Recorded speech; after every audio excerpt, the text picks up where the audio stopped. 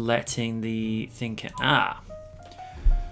Ladies and gentlemen, we are here for your listening pleasure, and for Raiden's case, hey ladies, I'm the best thing at. Know what I mean? Hey. Ladies and gentlemen, we are here to take your mind off of current events. Stardate 986.265.83. And hopefully stopping off at Domino's and later. Mr. Spock, get me the extra pepperoni with cheese. Yes, Captain.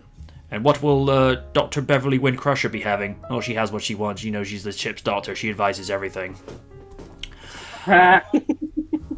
We are joined by the talented Cyber Raiden, along with the badassery of Awesome Lydia and the sophisticated Stephen Walker and Florgo. Ladies and gentlemen, this is Sunday Night Live, episode 115. Good evening to Commander Sean Retro and Counselor Gwyn Russ. Good evening. And the people's all thinking, okay, how much time have you been spending with Shatner? How do you know I never left his plane of existence? I mean, we could say hi to Captain Oni Picard because he's somewhere, right? Why don't you tell me, guys? Yeah. Hello. Hi. Howdy. I'm gonna give you 3 guesses of where I am, and 2 of them are wrong. Yeah. You are not aboard the bridge of the Enterprise, Captain Picard? No, I'm in Phoenix with Lydia. Damn. Damn. Surprise! He put me up to this. He wanted me to keep it a secret. Well, there was one other person we told. Yes, but I was told to keep it in confidential, so I decided not to ruin the surprise. Well, I like surprises. That you do. Yeah, I'll try and keep it short and sweet because I don't know how much Lydia's LTE data she's got. But I put this about a few weeks ago before and I'm going into a little detail here, because I thought COVID-19 second wave wouldn't hit until the fall. I miscalculated for human error. And human stupidity. But, yeah. I wanted to surprise you guys. But, sorry, MJ, you're losing one panelist tonight. Eh. You That's okay all with good. that?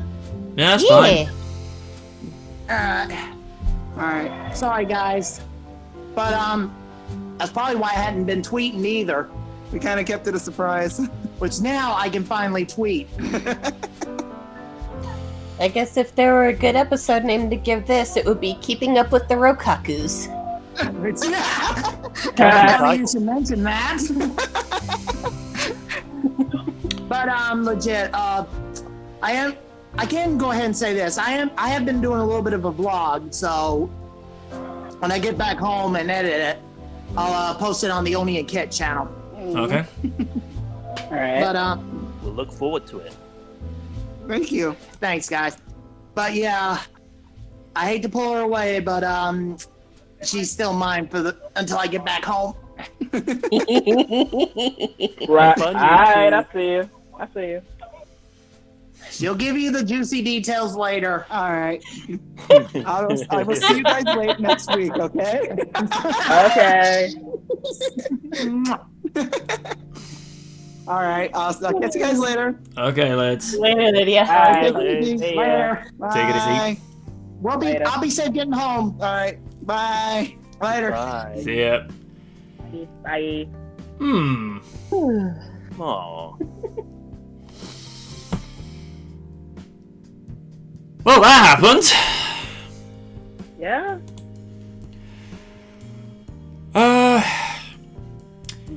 There's quite a few things to get through this evening, but I'm gonna get this article. I'm not gonna say down and out of the way because that in some weird way, it kind of makes it sound insulting for what I'm about to say. But it's simply this. Sonic the Hedgehog, 29 years young. It seems with each year I do these mini retrospectives, I become more philosophical in Sonic's longevity and what has made him so enduring as an icon, a gaming legend, or just a character a lot of people relate to in what you can do when you're motivated enough.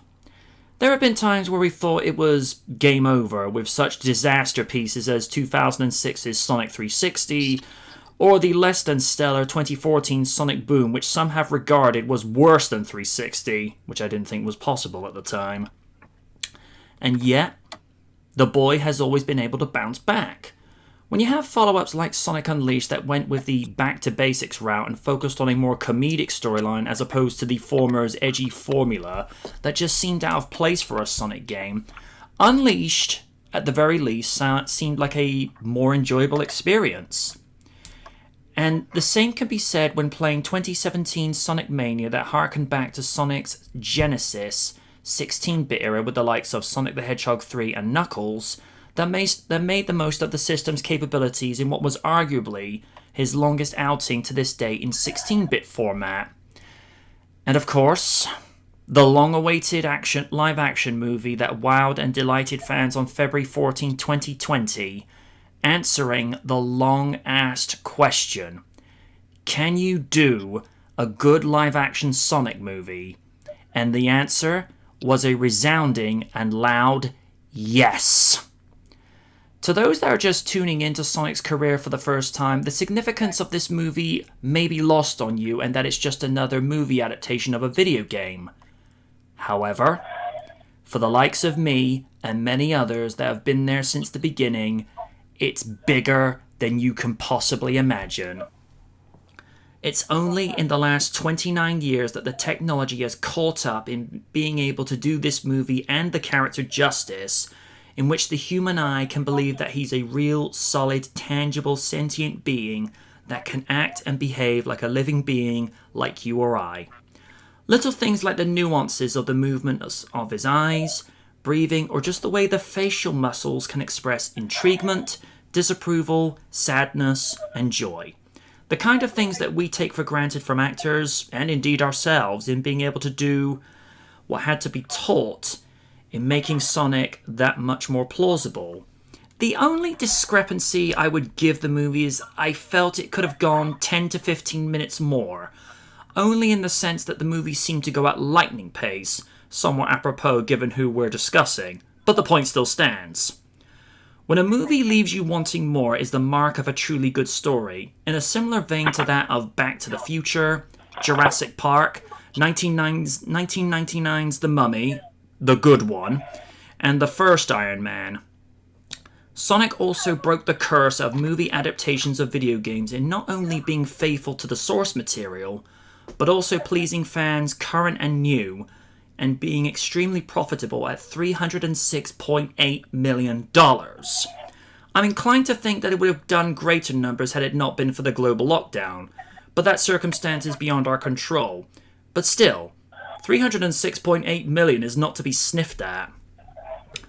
When you look at the track record of video games that made the leap to the big screen, the list is not that great with regards to success rates. Doom, Blood Rain, and Super Mario Bros. To name but a few. But we still enjoy Bob Hoskins' portrayal of Mario to this day. And we arrive at another June 23. Some 29 years ago, I was introduced to a character that I feel like has grown up with me, being a friend and companion on this funny old journey called life. Sonic has gone through many changes from his early days as a side-scrolling platform series to being a TV star in 5 animated series spanning from 1993's Adventures of Sonic the Hedgehog to 2014's Sonic Boom, which ironically was more enjoyable than the game of the same name. He made the jump to 3D with 1999's Sonic Adventure and many follow-ups from 2011's Sonic Generations to Sonic Forces in 2017. Sonic means so many things to different people. For some, He's a great icon, a comic book star, and an inspiration to others.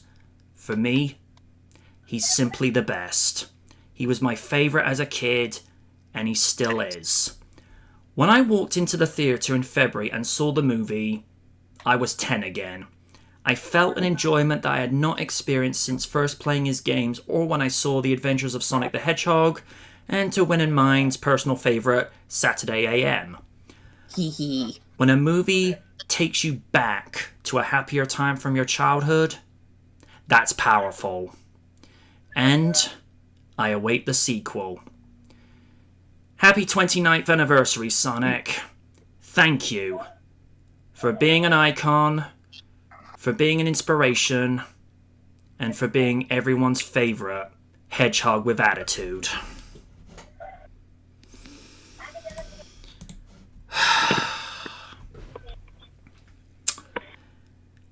"29 on Tuesday." Blimey. It's weird. Whenever I look back at Sonic Generations, which turns 9, hang on. Yeah, it turns 9 this November. It still feels like it only came out a few years ago because it still looks decent by today's standards. But it's like I say, he means so many different things to so many people. Sean Retro says, "We're old." No, sir. No. I don't like correcting people, but I feel this is one of those times. No one is old. Old is a state of mind where you refuse to learn anything new, and as such, that's when you truly start to age, because imagine somebody never learning how to use the internet. The internet is constantly changing, so therefore people are constantly learning how to, to better map it and what have you. We are simply young or distinguished, because distinguished means you're seasoned, but you can still go some.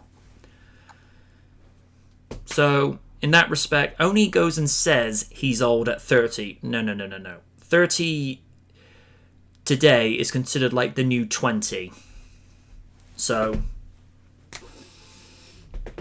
Dan says, "Adventures of Sonic the Hedgehog was the first Sonic media ever to introduce me to the character. I hadn't even known he was a video game character at that time." Win and I could tell you back then, when Adventures of and Satam first came about in 93, Sonic was only 2 years into his career at that time, and hearing the first words out of Jaleel White's mouth in Super Special Sonic Search and Smash Squad, I'm hearing him speak and I'm like, they nailed it first time, because I don't know what it is about Jaleel, but he had what Ben Schwartz has as the character. He has the sass, the charisma, and that it factor to, when you hear it, you're not hearing Ben Schwartz, you're hearing Sonic. In the same respect to Jaleel, when you hear Sonic, you're not hearing Jaleel White, you're hearing Sonic the Hedgehog. And it's the same thing when they did the 2013 fan movie, which I don't think is that bad looking back at it. It's just, I think it could have gone another 20 minutes, but because they're using CG, it takes up a lot of resources. But to be fair to LeBron, he made it look decent.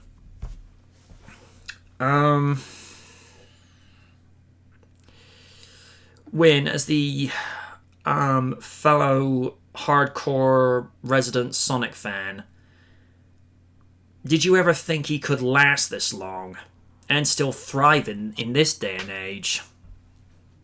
It's hard to say. There was a few bumps on the road, but regardless of those bumps, he always managed to spring back up without too much trouble.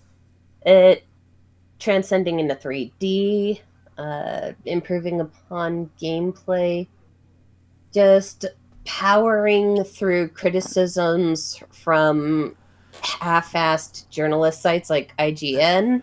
We don't talk about them. Right. Oops. No, I was like, we don't talk about them. Yeah, What? but powering through all that Yeah. and other sites that just kind of shit on the games even when they're good. Mm, I'd like to say he's a survivor. If he can survive Robotnik and his SWAT bots, then he can survive people shitting on his games with confirmation bias. And in this case, he kind of made them eat their words with a really, really great movie. mm-hmm. Yep. And a really good game through Mania. I was not expecting to enjoy that as much as I would, because a lot of people thought, oh, it's just rehash of old Sonic levels. Like when it can take, through the first act of Green Hill, where you think it's what you know, and then it does a 180. You think, okay, Christian Whitehead, you have my attention.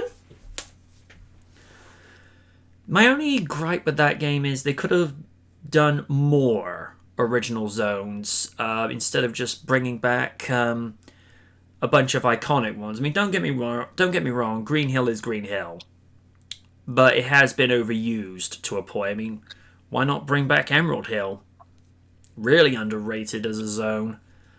The only TV series that it's kind of a guilty pleasure, but it's one I don't like to acknowledge too much, is Underground.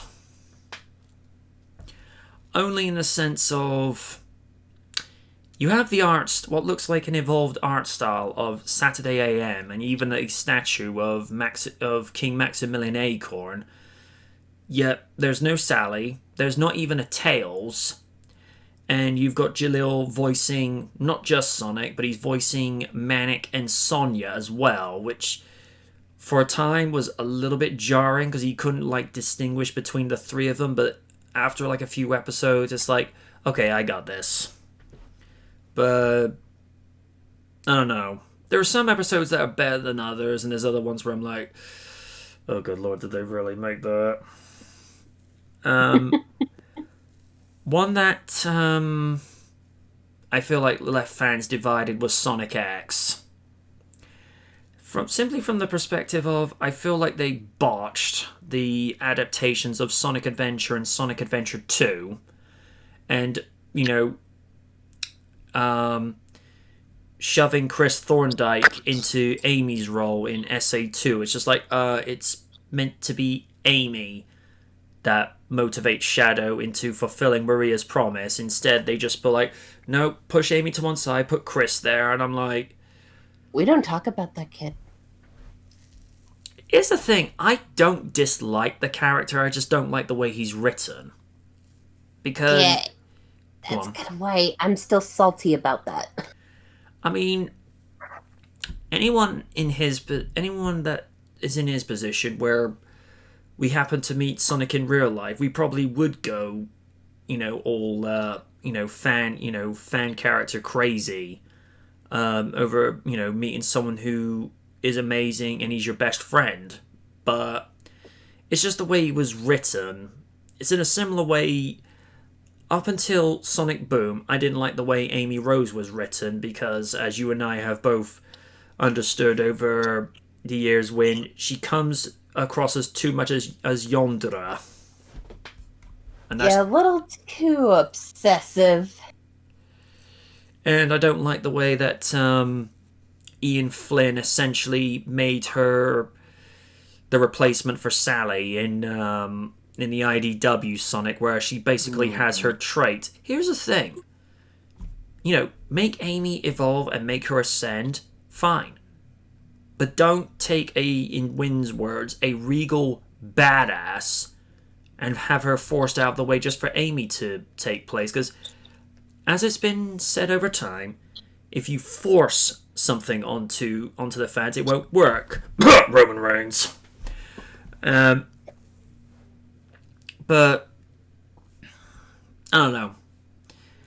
I'd like to think the comic will come back when the lockdown's over, but apparently the comic book was not selling well even before the lockdown, so I wouldn't like to say. Who can say at this point? No. And it's like I say, with the movie, I was a kid again. I've never had such a joyous experience in... It's one of those very few times where something from my childhood has been given a movie adaptation and it hasn't disappointed me. Because I thought Thunderbirds would be, a joyous experience. Oh dear. No, that... You sweet, sweet summer child. Yeah... I actually dragged my brother along for that as well, and he's just like, I hate you. I know.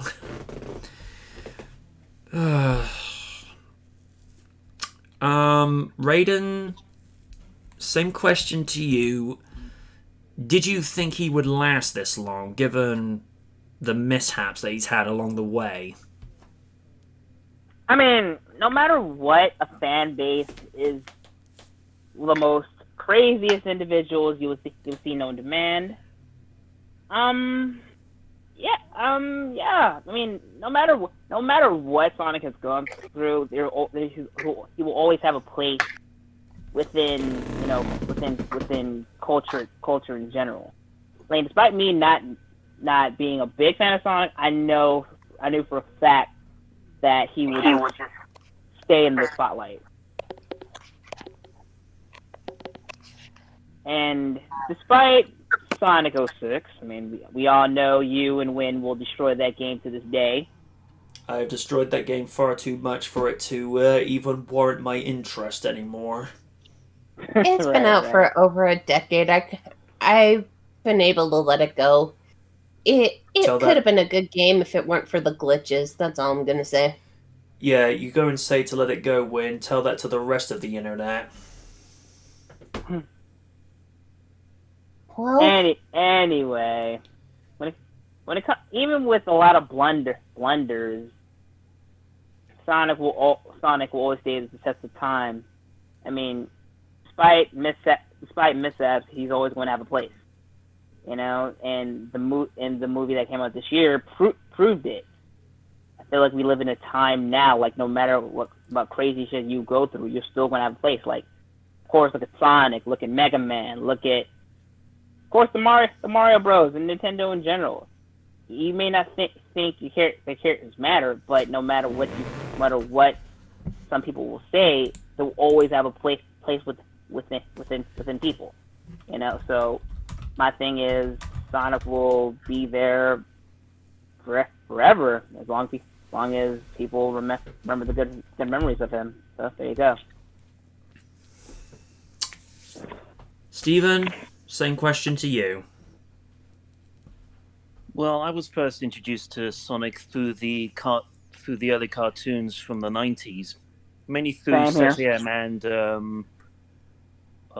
Underground, mainly because they were on ITV. Mm-hmm. Didn't really start playing the games until when the old Dreamcast games were getting remakes on the GameCube and that generation of consoles. Slowly discovered more about the character. And considering people have been saying that the franchise has on and off has been stale and then been resurgence with fans, I think that this movie was kind of a creative push, as it were, to maybe influence Sega to try new things now.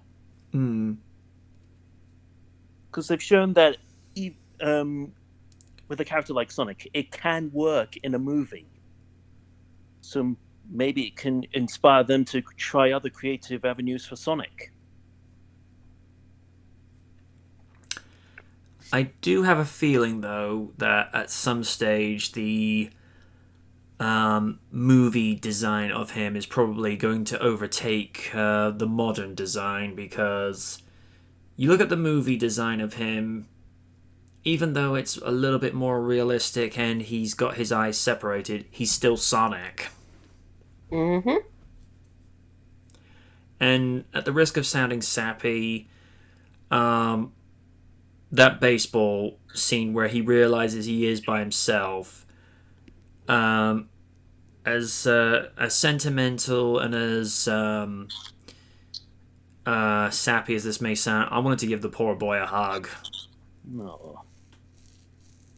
Because when he just utters, "I really am all alone," I'm just like, oh.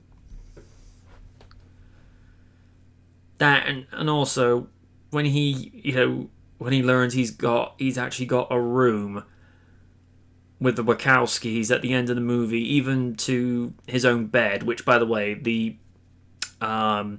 design of his bed in his room is actually a reference to what his bed looked like from the Archie comic books. Oh, I love that Easter egg. I mean, Nice. I just thought that was just... Some people say that's like the most wholesome thing that anybody could ever see. I think, when they have that theme of family, friendship, and acceptance, when you see Tom and Maddie accepting Sonic as if he's part of the family, I'm just like, that's really sweet. Because there are these sort of moments where Tom is actually acting like his dad a little bit, which...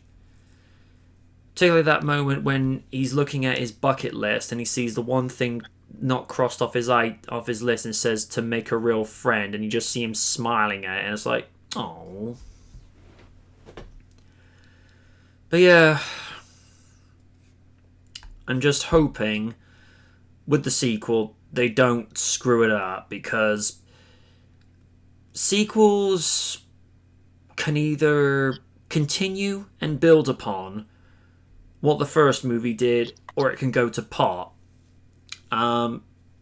Best example of a sequel building from what the first did, actually two examples come to mind. One is Spider-Man 2, which to me I think is possibly one of the greatest sequels ever made, if not one of the best superhero sequels ever made. And the other one being The Lost World Jurassic Park. Ah, yes. Because Both of those movies are fantastic. Yep. So what you're saying is you love it when a sequel expands on a thing that was established in the first movie. Yeah. Yeah, I get what you're saying, because for me, I'll always go back to my personal favorite sequel in superhero movies, Blade 2. Yeah, Blade 2 is Especially great. how,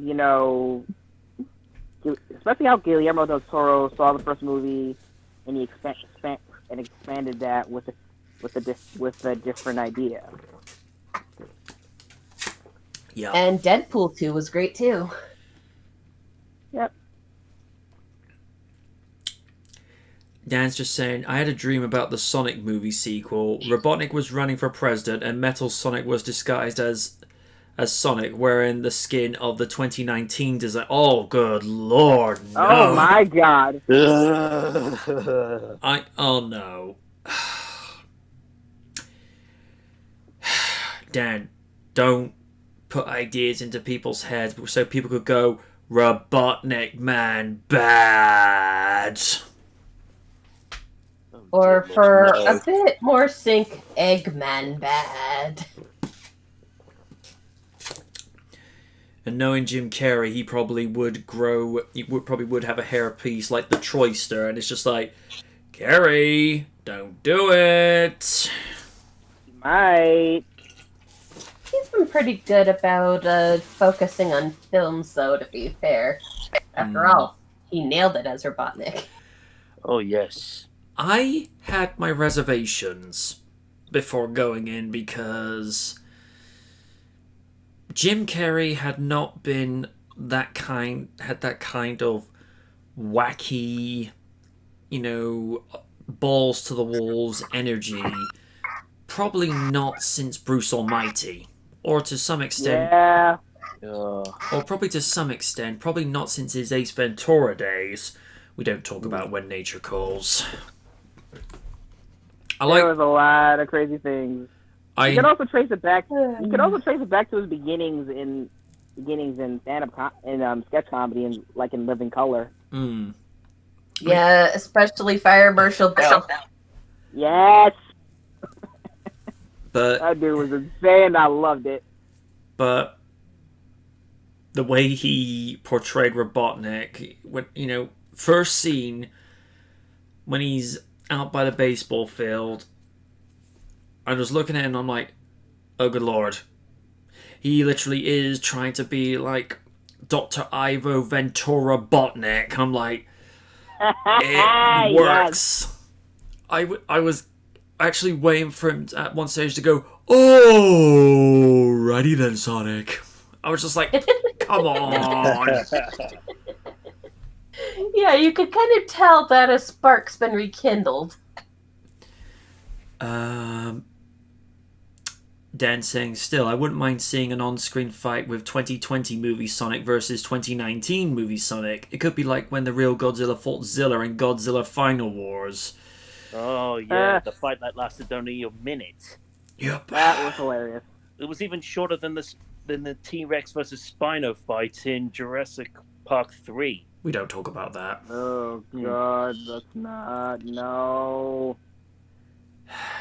Which is why when they had Rexy fight the I-Rex in Jurassic World, she smashed through the Spinosaur because it was the movie's producers saying, yes, we know, we screwed up. And it's just like, yeah, it took you 14 years to realize that. Hey, back, you son of a bitch. Here's the thing. You don't derail your star of the franchise. The T-Rex is the star of the Jurassic Park franchise. Buffy is the star of the Buffy franchise. People can say what they want. Even though Iron Man is gone, Iron Man is the franchise player of the MCU. He is the reason that people were there in the first place. Even though Superman is probably still considered the flagship of DC Comics, let's be real, it's Batman. Uh-huh. Let's not kid ourselves. And I mean, out of every DC superhero, he's had the most live action films and the most animated. Yep. Mm-hmm. I can tell you, we both looked through the abyss. But you want to know the difference? You blinked. So yeah, I don't want to see, the 2019 design versus 2020. I mean, it's like I've said before. I get what they were going for. They were trying to make it so that the physics would work in live action, but it's like if you took Sonic and have him do the fusion dance with Slender Man, and that's what the result you would have gotten. No! Oh, goody. God. Oh, goody. Mental pictures. Did not need to picture that. But that's the point I'm trying to get at. It's unnecessary nightmare fuel that didn't need to be put there. So, with the sequel, I'm hoping they're not going to do a cliche thing where Tails decides to get between Sonic and the Wachowskis, because it's just like that defeats the purpose of what they did in the first movie, where he actually had the one thing that people took for granted, which was having a home. Actually being taken in and being accepted as a member of a family when he, lived by himself, as for all intents and purposes, as an orphan, from when I think he's supposed to have been about 3 or 4 when he comes to Earth, and he's living by himself out in the woods, fending for himself for 10 years. I think the way I see with that plot is like Tails trusts only but Sonic, and I feel like at first he will be a little racist to the Wachowskis. Maybe over time Tails will warm up to them, but I guess it'll be like a crazy plot that has something called that Nostalgia Critic has called it the liar reveal plot, which I can agree that I hate that shit. But I feel like it will be done organically than just forced because I feel like with any liar reveal plot, it's always annoying to say, "Oh, I don't like you anymore," and then a couple of seconds of the film, "Hey, we like you again." Like, Yeah. I don't know. That's the way I think that's the way I see it with the next. And of course, from what we're also hearing is The Rock is in talks to play Knuckles. Yes. I like that. Yeah. I'm imagining Knuckles giving someone the rock bottom. I can see it being done because They will do it. They will definitely do that. Because Rock has actually delivered that move in 2 movies. He did that as Beck in The Rundown, when he's in the club and just after Schwarzenegger walked past him and said, "Good luck." And the other time was Fast 8, when he did that to like a job in Germany. So, I can imagine, I don't know what they'll probably call it, but they'll probably, I don't know, like the Knuckles Smackdown or something of that nature. But that'll be intriguing, and it's as we said before, leave characters like Amy out of it for at least another couple of movies. Don't bring everything into the fold in one movie, because sometimes it's better to ease things in gradually. We've got Sonic, Tails is coming into the next story, and possibly Knuckles, but not too many characters too quickly, because the more CG... You don't want to pull an Amazing Spider-Man 2. Please, no. And also because CG is not cheap. Even though they did a decent, more than decent, stellar job with making Sonic look, more than plausible with the CG, considering it was a budget movie. They have to, spend their budget and their money accordingly. And apparently there is supposed to be a game based on the movie. Supposed to be. And what they're doing for the 30th anniversary for next year, that I know that Takashi Iizuka has said he is working on it, but I don't know. I'd like to think that it's going to be something decent, but the only other rumor I'm hearing on the wire is that it's going to be a remake of Sonic Adventure. Now, for me, the ideal time to do that was the 20th anniversary of the original game from last year. But, that's since passed them by. So, I don't know, but it's like I said in my retrospective from last year. If they have to do if they want to do a remake of Sonic Adventure, please, I am imploring you, Sega and Sonic Team, if you have to take 2 to 3 years, then please take 2 to 3 years. Actually, take your time. Actually show that you care. And if you don't want to do it, give Christian Whitehead the keys. I'm sure he'll gladly do a 3D Sonic game that, well, let's be facing, he'll probably do it better than you. Mania is living proof that when you give the fans the keys to the car, they can do it decent. And he brought it back without a scratch and refueled with gas. Yep. He even gave it premium. Premium! Dude! And one of those really awesome pine tree air fresheners. Ooh. Fresh Fine. Ah, you beat me to it. Sorry.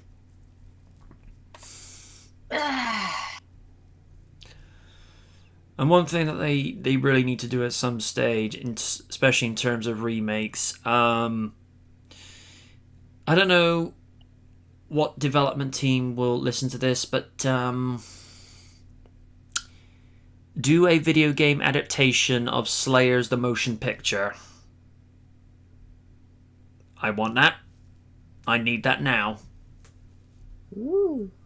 And yes, please get Kelly Madison and Cynthia Martinez back as Lena and Naga, respectively.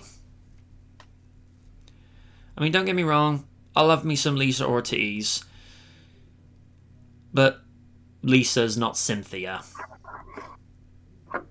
Because I feel like with Cynthia, she has that raw, energetic, guttural vibe. Especially with that rasp she puts on whenever she casts the Dragon Slave. Lisa does it well, don't get me wrong, but Cynthia's got that X factor. There's something raw and powerful when she does that, especially when you hear her doing it for the first time in Slayers the Motion Picture. You just feel like when she just hear Dragon Slave, you feel like she's reaching at the back of her vocal cords just to actually do that to the mic. You probably look at it thinking, good lord, what did the mic do to deserve this? Youch. Not to mention, she kind of gets the context of her occasional mischievous nature just right. Like with Jeffrey's knighthood, and she's distracting those bandits. Well, I'll tell you, she's hot, she's sexy, and she's gonna get naked! Like, And then just comes in and drop kicks them. And for Screw Crush! Men are pigs. It's sad, isn't it? Isn't it? Exactly. She just did that delivery perfect. Yeah. Although someone once asked the question, what would not necessarily a sitcom situation, but could you imagine like a situation between Sonic and Lena? And I'm like, it'd be intriguing, to say the least. Crazier things have happened. I still want that. Fan request to be done. Lena versus Goku at an all-you-can-eat contest. Who would be the victor? Because anybody that's ever seen every single season of Slayers, there's quite a few instances where there's comedic situations at a restaurant and you just see Lena practically devouring half the restaurant. You think, good lord, where's this girl putting it all? And if it's not a lot of food drawn, you definitely see the piles of plates. Although, I notice in the TV series, they exaggerate the eating habits, whereas the OVAs, she still has the love of food, but she seems to be taking her time over it. Yeah, it's more hinted at how much she eats. But then again, whenever we meet Lena in the TV series, she's like mid to late teens, whereas the OVAs, it's supposed to be before the TV series. And we're getting interference for some bizarre reason. That's better. But if there's one thing that is shown a lot in the OVAs is how much alcohol Naga goes through. Yeah, and also how much they can try and get away with how much skimpier her outfits can get. Because when I saw it the first time in 2000, I'm like, are you serious? This is just like...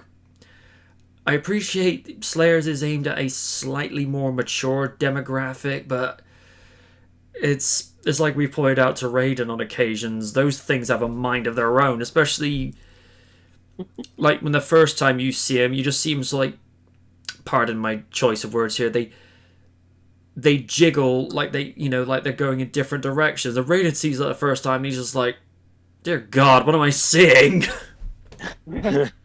Oh boy. Yeah, and it's kind of where I assumed Lena and Naga were a little older, because I imagine Lena will drink some brandy. So I'm thinking, they wouldn't give anyone under the age of at least 16 alcohol. But then again, the timeline that Slayers is supposed to be set in is the Dark Ages, so it's probably based on the attire, based on the architecture, it's gotta be 14 to 1500s. Yeah, it's just, even then, the legal drinking age for everyone around the world was at least 16, went up in various countries as the times progressed. Because I know in Belgium, the youngest you can be to have alcohol is 15 or 16. And I believe Naga, if I remember reading a profile right on her, she's 17. Yeah, she is supposed to be, like I say, Amelia's elder sister, which in the first TV series, there is sort of that hint that it was supposed to be her walking through the docks, and even Amelia seems to recognize her, but they don't go anywhere with it, and I think that was just thrown more as a bone to the fans. Yeah, if they do another Slayer series, I would love it if they actually implemented Naga rather than just do Easter eggs, because it would be hilarious to see what ensues. After all, they did give her an appearance in the cutscenes of the Slayers video games.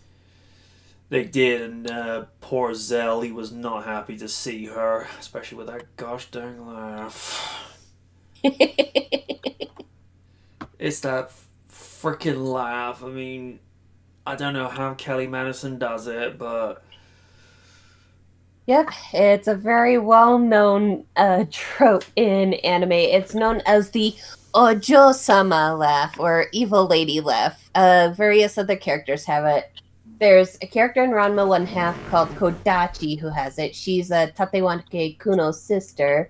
There's Karin, Sakura's rival in Street Fighter. Let's see, there's Tron Bone from Mega Man Legends. She does the Ojo-sama laugh. I'm trying to figure out who all else does it, but various other characters. Sophia from Battle Arena Toshinden. Yes! Anytime, anywhere!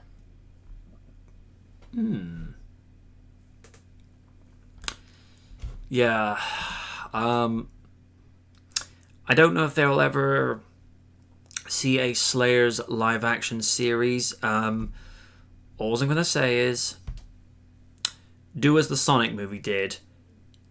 Get writers, producers, and a director that understands and respects the source material. Don't do a Dragon Ball Evolution. Oh, dear Lord, no, please. I think I threw them up a little. Also, don't do a Death Note. No, Though, to their credit, at least Ryuko's entertaining, but you can never go wrong with Willem Dafoe. Yeah. If you want to do an anime movie right, take a page from Battle Angel Alita. Ooh, yeah, that's another one at... And that's because James Cameron actually read the manga. There is another one that's in the works, and dependent on how you feel about the person who's got a hand in the creativity, Leonardo DiCaprio oh no, they already did try to bring Ghost in the Shell to Hollywood, and that failed, but DiCaprio was... Don't get me started on that shit. DiCaprio was trying to bring his vision of it to where it would have been, to my understanding, much more faithful to the source material. Well, they wouldn't listen to him until he got mauled by a bear. So there you go.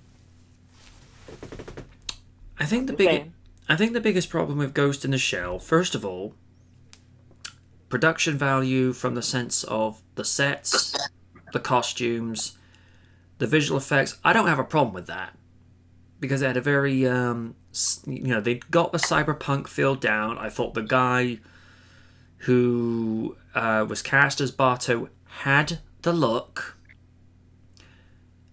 but in terms of the delivery and the charisma, he was not Richard Epcar. No. Because Richard, he just had the very very stoic but very dry wit of Bato to perfection. And, you know, don't get me wrong, I like Mary Elizabeth Glynn as the Major, but I didn't think there was anything wrong with the original voice actress. If anything, I liked her a little bit better. And when... Is it just me, or did she sound like China a little bit?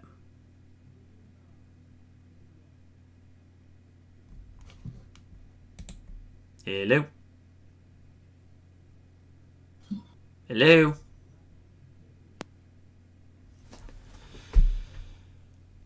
Hello? Win? Are you there? Can you hear us? Win? I think Discord may be acting a bit funny again. Wouldn't be the first time. We apologise for this, folks. The internet has been... Ah, there she is. Win, would you have said that the voice actress who played the Major in the first Ghost in the Shell movie sounded a lot like China? We're not doing very well this evening, folks. Seem to be still having connectivity problems with Win. Guess the gremlins are in the system again. Gizmo Gaga. Or imagine hearing this in the middle like, Raiden Gaga. Ah, get the hell off me! Oh Lord.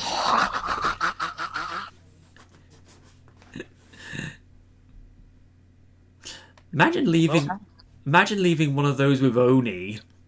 Oh dear Lord, that would be Oh my terrifying. God. Although I wonder how much that would, doing that, wreck the voices of Peter Cullen and Frank Welker when they did the voices for the movie. Oh, jeez. I wouldn't 'Cause like... Go on.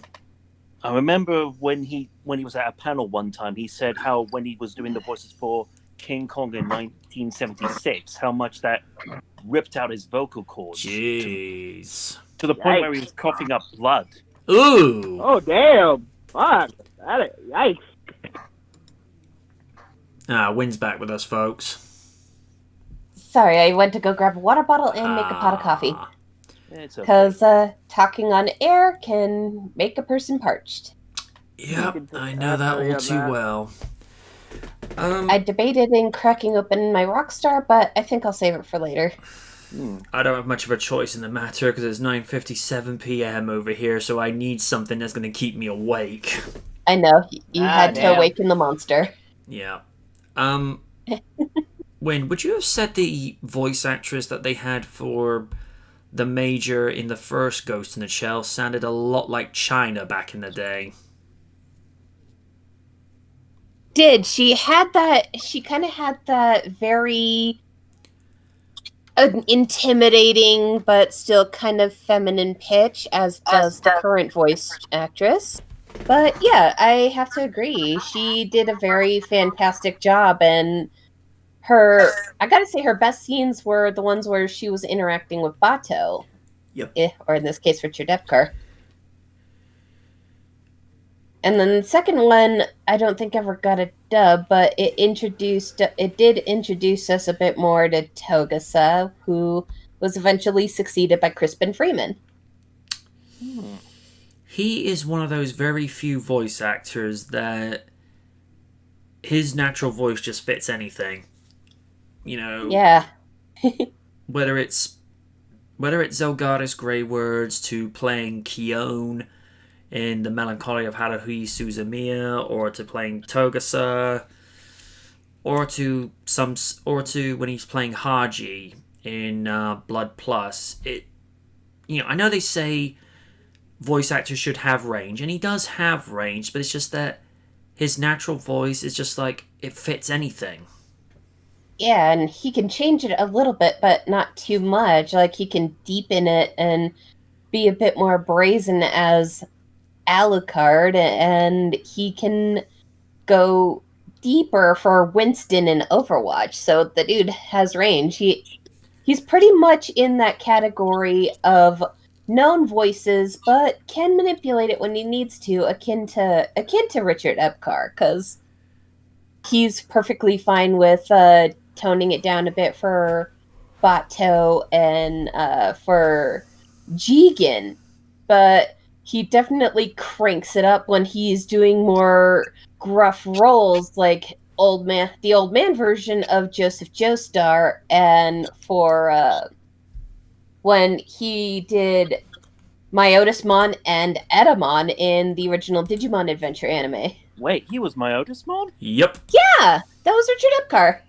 Damn. Just listen to him kind of speak as Myotismon if you ever watch the old dub, and compare it to when he's speaking as Joseph Joestar. And he can also be come off pretty damn idealistic and nihilistic when he, for a short while, voiced a character in an MMO I played, Final Fantasy XIV.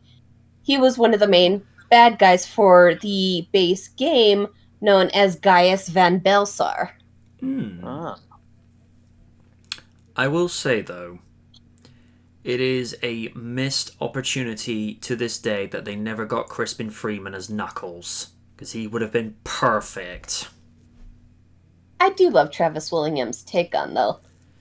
That just mostly stopped because a mix of Critical Role doing various video game roles in LA, and, well, him and Laura have a cute little baby boy named Ronan. Aww. Who I believe should be 2 about now. Hmm. So, fatherhood. We're going to be moving on to... dependent on your view of this, is up to you, but... The Undertaker has finally called it a day. The Undertaker declares his retirement during the Last Ride finale. Throughout The Undertaker, The Last Ride 5-part documentary series, Mark Calloway has openly debated the possibility of retiring from the WWE as The Undertaker. He initially intended on doing it at WrestleMania 33, but after what he felt was a disappointing match with Roman Reigns, the dead man started chasing one perfect match to close out his career with. For one reason or another, he kept coming away short. That is, until he competed in the Boneyard match with AJ Styles at Mania 36. Calloway explained at the end of Sunday's series finale that unless there's an emergency and Vince McMahon needs help, the dead man won't be stepping back inside of a ring again. He is effectively retired. My career, my legacy, speaks for itself. At the end of the day, that's really all that matters. And I have this other life that I need to go to and experience and enjoy the fruits of my labor. Enjoy the blessings that I have, my wife, and my children. I believe I'm at a place now post-Boneyard. It's like I just went through one hellacious battle against one of the best in the business. Here you are climbing on your motorcycle and taking off. There was a lot of thought and a lot of emotion that went through my head. One of those being, are you happy enough with that? It was just a powerful moment and you don't always necessarily get those. If there was ever a perfect end to a career, that right there is it. If Vince is in a pinch, would I come back? I guess time will only tell. In case of emergency, break glass, pull out The Undertaker. I would have to consider that. Never say never, but at this point in my life and my career, I have no desire to get back in the ring. He concluded, I've got a pit in my stomach right now. This time the cowboy really rides away. The announcement also means the match between the Dead Man and Hall of Famer Sting, which fans were still holding out for, won't happen. Calloway addressed those fans in an interview with Comic Book early this week. well, in this world, you never say never, but I think as great as it sounds on paper, and it does, I mean, I obviously think that is a super marquee match, right? But where I kind of differ from a lot of people is that I look past the marquee value and look on the ability to deliver. So like you said, there's so many people that are clamoring for that match that I just don't know that the match could deliver on the people's expectations. And the only reason I say that, I'll take full responsibility. I don't have the mobility or the same skill set that I once did, and that I would need to make that match great. So there's just certain things, it's better left to the theatre of the mind to actually put it out there. And then with the expectations being so high and the match not delivering, it would be a bigger disappointment than the match never happening at all. It's different, but in the same sense of, like, who's the greatest, Michael Jordan or LeBron James? I mean, you're never going to know, because they're never going to have the opportunity to play against each other. And so, like that, Undertaker is done. And let's be fair. The man could have retired 5, 6, 7 years ago, and it would have been fine. Because he has been in the business for nearly 4 decades. The man is a more than certifiable Hall of Famer. He's a 4-time WWE champion, 3-time World Heavyweight Champion, multiple tag team reigns with Kane, Austin, Rock, and Big Show. That one still gets me to this day. And one of the very few times he was Hardcore Champion. And the first superstar to win the Royal Rumble from the number 30 position. When you consider the rivalries he's had with Hogan, Flair, Rock, Austin, Triple H probably being some of his more volatile ones. That weird thing with Bray Wyatt. That feud with Brock Lesnar that went on longer than it needed to. Taker's got nothing left to prove. I mean, he has been through so many different generations to where he's been the standard bearer, the torch passer. I mean, you with me on this? What more does he have left to give? That's quite accurate. He had left a hell of a legacy in his wake. And when you consider the matches he has helped pioneer, create, from Buried Alive, casket matches, the first Hell in a Cell with Shawn Michaels, the one and only biker chain match, which, that match wasn't as great as people made it out to be, and, you know, giving birth to the Boneyard match, which, let's be real, it's just a Buried Alive match with a different name. In the same context, an ambulance match is basically a last ride match with a different name. You know, if it's an ambulance match, you go to the hospital. If you're a last ride match, you go somewhere else. But the point still stands. And of course, he was also in the first Inferno match with Kane. They won't do a match like that today. No. In the same way that they won't do Hell in a Cell like they used to, because nobody goes to the top of the cage anymore, with the only exception in the PG era was WrestleMania 32 against Shane McMahon, and how Shane McMahon got up to walk the next night after that. Forget John Cena, Shane McMahon's the real Superman. And Shane was in his 40s when he did that. I was like, how do you bounce back from that? Either that or Ray borrowed some, senzu beans off Goku. And I know just someone's waiting for the line, Senzu bean! Well, I was expecting to get at least one laugh from Raider, but never mind. Through a biscuit. I threw a dog treat at him. True story.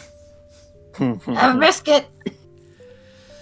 But it's like I say, the man's got nothing to prove now. 7-time champion. It's not a bad way to go, and one of those was an undisputed title reign, so... Although with that one, I felt like he could have done with at least 2 more months. Because I did feel like 2 months, that was a bit lame. Especially that triple threat match at Vengeance 2002 with Angle and Rock, where Rock actually gave Taker the choke slam. Taker put an ankle lock on Angle. And did Angle even do a rock bottom on anyone? That's a good question. I actually have to go back and watch that match. Because they kind of took what Rock and Austin had done for so many years, using their finishers against each other. It's just like seeing Rock do a stunner, which, to be fair to the man, he does do a good stunner. Although Austin's rock bottom leaves a lot to be desired.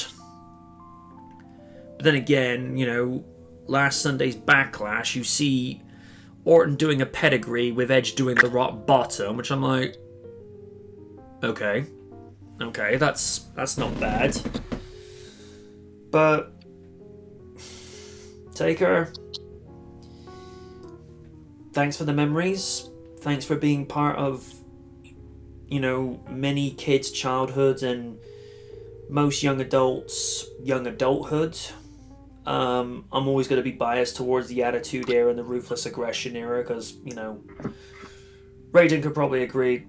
In terms of booking and the way that the scripts were written, that's when the wrestlers were allowed to be genuine and be themselves and not be, you know, these overwritten and over-scripted, you know, cookie cutter promo characters, because the way that they would have Raw in 99, they would give the script to the wrestlers like, here are the bullet points we want you to mark, but have some freedom with this, you know, do what comes to mind, you know, just go with it. Whereas now, they have to remember every single part of the script down to the most microscopic detail. And it's not working, because fans know bullshit. Because they'll look at it and think, this seems too fake. Whereas you hear Austin's King of the Ring winning speech, none of that was scripted. That was all ad lib. Same thing with CM Punk's first ever pipe bomb.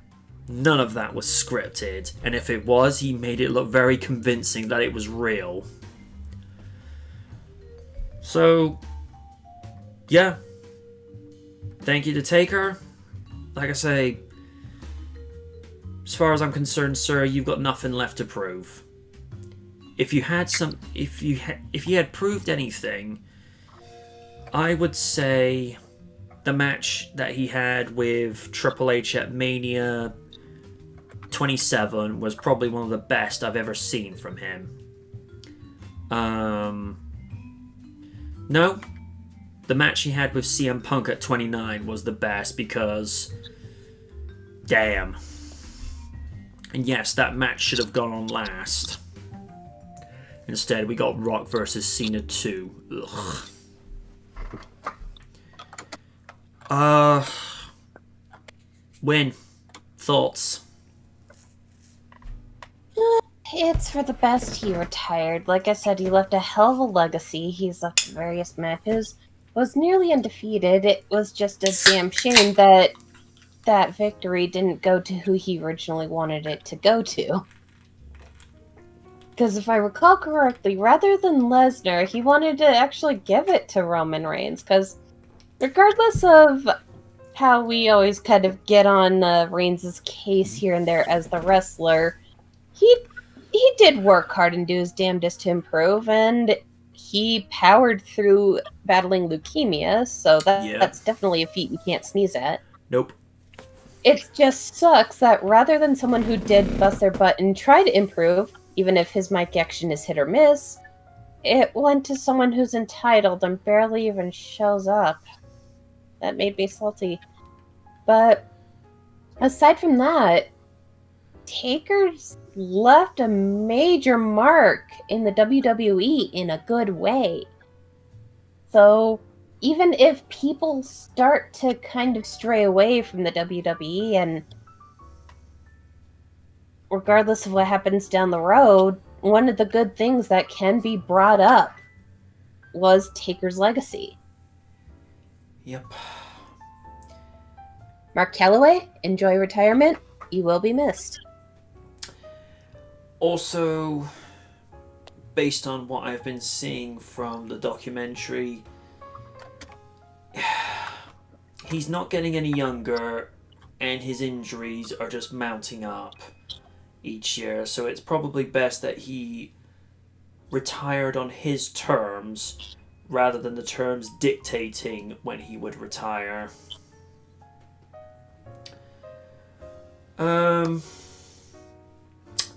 Raiden, thoughts? Well, I wouldn't say it'd be obsessive to say it's about time, but it's not on Mark. It's on Mark himself. It's at the point where no matter how good you look, you can't do all the moves that you used to do in your younger days. Now, aside from that, Taker the character, I feel like will never be the type of be replicated because No. it was at a height of career that it sparked fear to many, and if it wasn't for that, we wouldn't get and I'm using air quotes here, the brother Kane, you know. No. So, you needed those two. How would you say it? You need those two parallels in order to draw a character. So with that said, it's at the point where Taker as a character was a very great benchmark for some people, especially with guys like Mankind, Brock Lesnar, Rock, Angle, Stone Cold, you name it. Those names are synonymous with Taker's best feud. Yep. And the way I see it is about time that finally says, okay, it's my time. It's pretty much done. Let's give it to the new generation. And Vince's curse, never, but nostalgia is a hell of a drug. But it's at the point where it's glad he had to say, yeah, my time is done. After doing the Boneyard Master Styles, like I think I've done so much. I can just ride off to the sunset like always. So gonna miss the Undertaker. I'm definitely gonna miss the person who played it. Yep.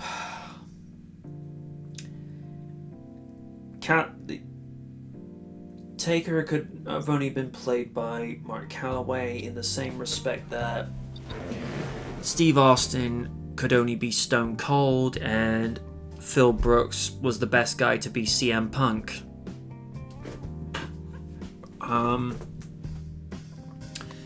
Dan's saying my favorite Taker match would be the first Taker Kane storyline. That was good.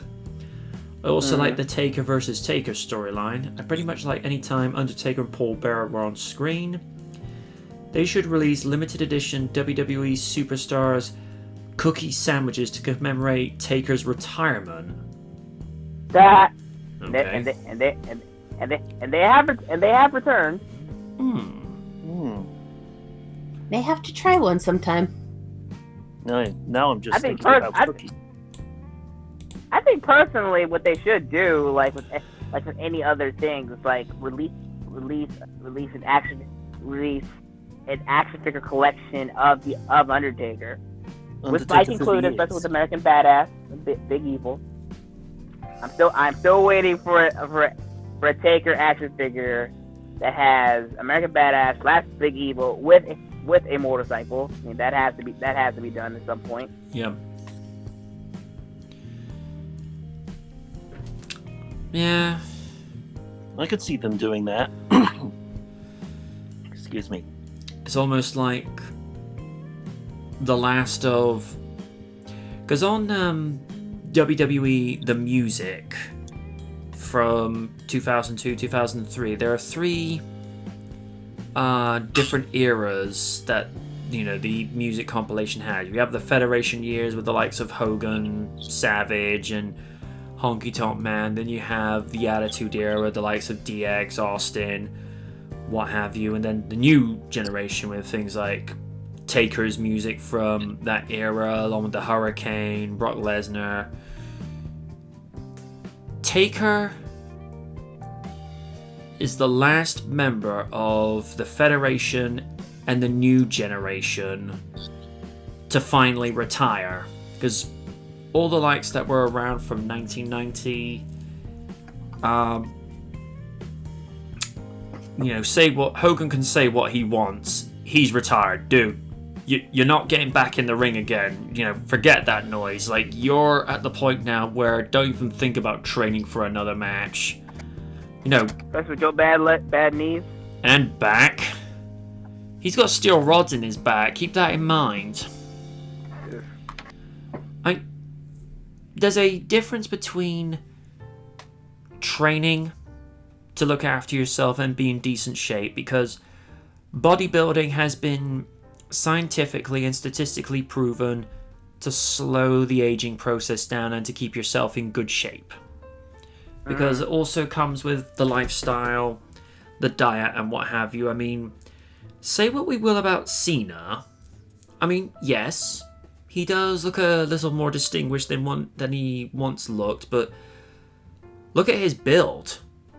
He's hardly aged. I mean, he looks after himself religiously. I mean, Rock is another example. I mean, yes, you know, he's not quite the young looking and dashing and fresh Rock they once looked, but, you know, ladies probably still look at him and raise an eyebrow and say, I smell what you're cooking. To which The Rock probably raises an eyebrow and says, hey. I'd love that, just for a gag. They have like a Fresh Prince setup where he just, you know, pokes his head round the corner, raises an eyebrow, goes, hey. I still think Tatiana Ali did it the best in that one episode. Yeah. Mama, no! But, yeah, Hogan, no, don't even think about going back in the ring, because even Flair gave it up. And I don't know what it is about Flair, but if you notice between 2001 when he came back to WWE to when he finally called it a day in TNA, do you notice how badly he aged that quickly? I think that's a combination of not being able to, as Shawn Michaels says, chasing the dragon, to also, well, you know, Nature Boy likes to live the Nature Boy style. That's good when you're like, you know, 21 to say 50, but Flair, you were still living the Nature Boy style past 50. I know. If that scene from Unforgiven 2005 is anything to go by, when he's picking up all those girls. I remember. Man, the whole half the segment of him just partying after winning the IC title from Carlito. And then you see him afterwards, Oh yeah. bottle of champagne in his hand, and he just does the trademark Ric Flair, falls over. Yep. And I'm looking at the amount of girls he's taking with him to the limo. I'm like, Flair? Okay. Oh, Dan's just asking, do you think that's why Jimmy Hart doesn't look like he's ever aged? I just think that's more luck, if anything. Yeah, out of every other thing I know of, Jimmy Hart didn't. Well, I don't know the story, but I don't know if he did do super crazy stuff like during his prime. Well, to be fair with Jimmy Hart, the work he had to do didn't involve him taking supplements. Yeah. Dan also says, I just realized something that's kind of freaky. The way Vince McMahon has aged, he almost looks like someone from my church. That could be interpreted in many different ways. We're not going to even walk down that alleyway. No. Alucard would. Hint, hint. Dan also goes, do you think Charlotte ever gets embarrassed by her dad's flirting? Probably all the time.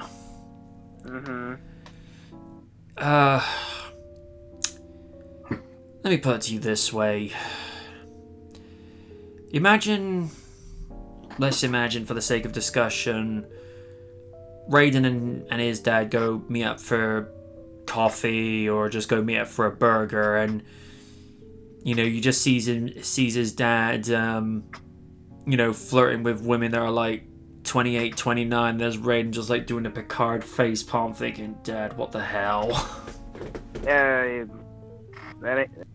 know what? You're not wrong on that part. Oh dear. Oh, don't worry, it ain't too crazy, but every time, like, way back in the day, I see that, like, oh, Dad, please, no, don't do this to me, no. And you're just sort of thinking, like, Dad, if you're gonna do this, can you wait till I'm out of the room?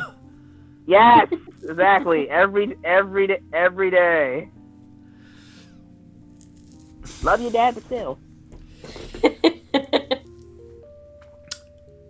Nah. Thankfully, I never got that with my dad. He'll be... Now, when I say friendly, not in the flirtatious thing, he'll be civil and polite with young ladies, but he's only ever had eyes for my mother and my stepmother. And I know he's probably listening to this at some point, so Dad, stop it. I'm not hating on you. Come on.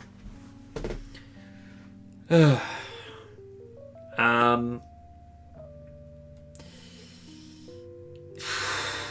think the only thing Dad would do on occasion, and I'll try and be as discreet about this as I can, the only thing he would really do is just tell like really bad dad jokes.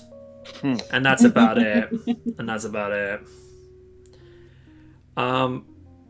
If I ever do become a father, God forbid, I'd probably be, and I'm just saying this idealistically, I'd probably just want to be one of those, don't try to purposely be cool, because the way I understand it is, people think you're cool when you're just being yourself. Because if we use Jim Cornette's analogy of how WWE was during the Attitude Era, people get over by being themselves. People come to watch Raw to see Austin, Mankind, Taker, and Rock because that's who they are. They're just being who they are, but with the volume turned up. And I think that's true to life.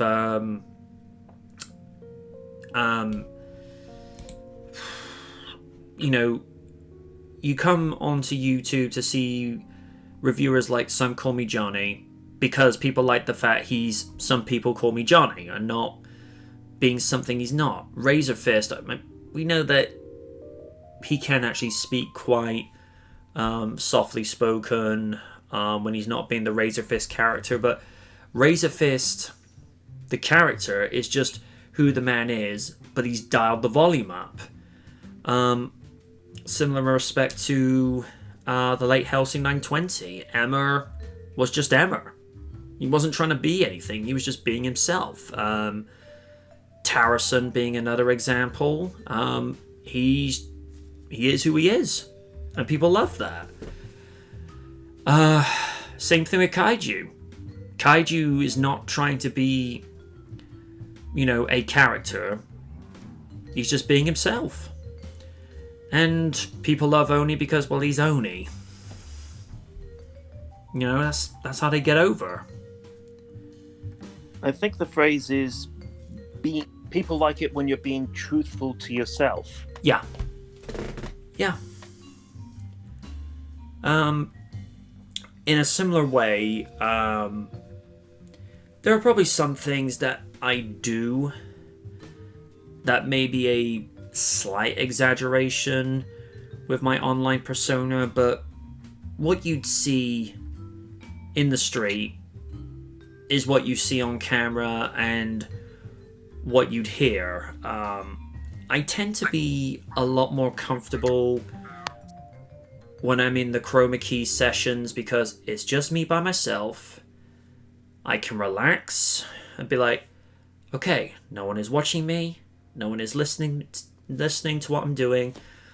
I can just go and unleash full ham, particularly during some scenes, especially during the bloopers, because rather than, be like, oh no, I've ruined that again, I work with it. I just sometimes go into these sketches and these little skits where I think, hang on, let's make a thing out of this. I'm not good at improv, but give me something to work with and I can make it into something. Or at least try to make it into something. And there's probably going to be a few bloopers from one of the reviews because I haven't spoken to Kaiju about this, but given how his schedule's a little bit up in the air at the moment, not knowing if we're going to get the Transformers collab done, I've actually got a backup review in place. Steve, I'm revisiting that movie again. Dare I ask? 2004, that's all I'm gonna say. Oh no. Go But with God. here's the thing. Like with Batman and Robin, rip the Band-Aid off. Just rip it off and just say that I reviewed it fully. And then we move on to something else, because it's like with all the other ones that I've done verses of. I went back to review Hulk only because, well, Oliver Harper gave me some inspiration after I watched his retrospect. I finally, went and reviewed Batman and Robin because I thought, you know what, you've taken enough snide shots at it, why don't you actually review it? And I'm just going to say this. I'm not saying this out of ego, and I'm not saying this to say this any put down. I think I probably did a slightly more professional job than Doug did, only from the perspective of he relied too much on skits and sketches and the whole Bat credit card gag, which, let's be frank, that joke has not aged well. Because my perspective is simply this. When you're doing a review, you're supposed to be weighing up the good, the bad, and the in-between of a movie. Because Kaiju said it best, there's a difference between crapping over a movie and actually reviewing a movie, because even with, say, whether it's Batman and Robin or Spider-Man 3, you don't just look at the bad aspects of a movie, you look for the good pieces that are in it. And with Batman and Robin, I found there were some good aspects in it. I liked the way they handled Alfred's mortality and his humanity, with the way he handled his ailment. George Clooney plays a good Bruce Wayne. Batman, he was awful. So to go back and do Thunderbirds is, like I say, I don't know the situation with Kaiju. I probably should check in with him about that, but given how his schedule is, it's dicey. So that will probably be the season opener. in August. And plus, it's material that I know. I can go and, get that done easily enough. Because it's one of the very few things I don't really need to memorize from script too well, because I've seen that movie more times than I should have. But then again, even if you're reviewing a bad movie, know your material. So, we'll see. And it's probably going to be one of the very few times I'm actually going to incorporate footage from Thunderbirds Are Go. And the only reason I've ever decided to use footage in is because I've got a thing against using footage from shows that are from the same country as mine, because you don't go taking something from the country that you live in. Now that's probably more of a philosophical, I don't know if sentiment is the right word, but I always feel like the reviews I did for Thunderbirds, the reviews would speak for themselves. And also because I didn't have the footage to work with anyway, so it's just a case of, right, here are your notes and your bullet points, go. And apparently there are rumors that there is going to be a 4th season, but I'm not going to hold my breath. And usually if there was going to be a 4th season, there would have been some confirmation by now. Or an announcement. Yeah, and to be fair, where they left it with season 3, even though Jeff was only in it briefly, the way they ended it on a high note. So I'm like, you know what? If this is the last moment with them, it's a good place to leave it. A family reunited. Yep. That scene in when Jeff gets brought into Thunderbird 2's pod. It was like, it took 5 years, but that moment was worth it.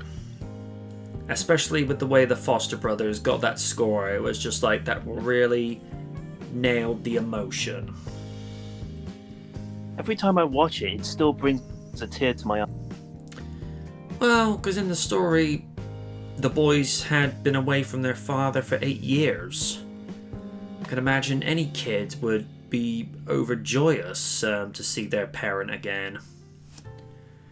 Although they don't really give a lot of explanation to what happened to their mother this time around, because in most incarnations of Thunderbirds, Lucille had been killed in an avalanche at a skiing resort trip. Whereas in Thunderbirds Are Go, there's not really a lot of hints as to what became of her. The only mention she had was the all-out ranch during season 2. They said it was from the boy's mother, and that's all we got.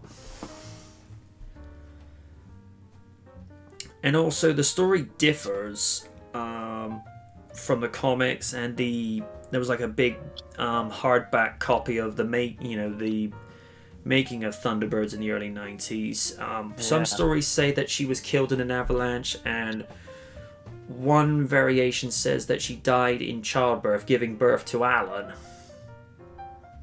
Which I thought, okay, that's a bit deep for a family, a making of family series. It's like, okay, it's a bit deep, but make of that as we will.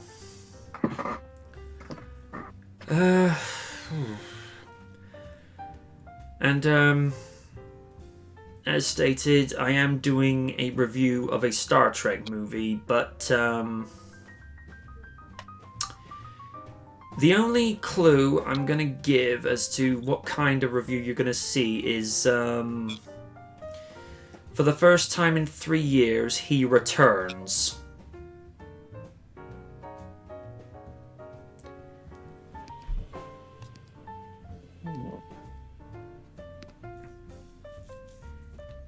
The only reason he's been brought back in is because I haven't been able to do a new versus old, so he's going to show up, and I have some very specific ideas to what I'm going to do, and Raiden's going to get a particular kick out of this. There's going to be one scene on camera where I hold up in my hand as I'm drinking a cup of beverage. The mug will say, "Your L sustain me." Oh. Oh. Raiden disappeared. Raiden returns. You with us, buddy? I think Discord's doing the thing again. Yeah, Discord's kind of been a butt for the past week or so. Raiden, Sasha Banks is single and she's looking you up on Twitter. Wait, what?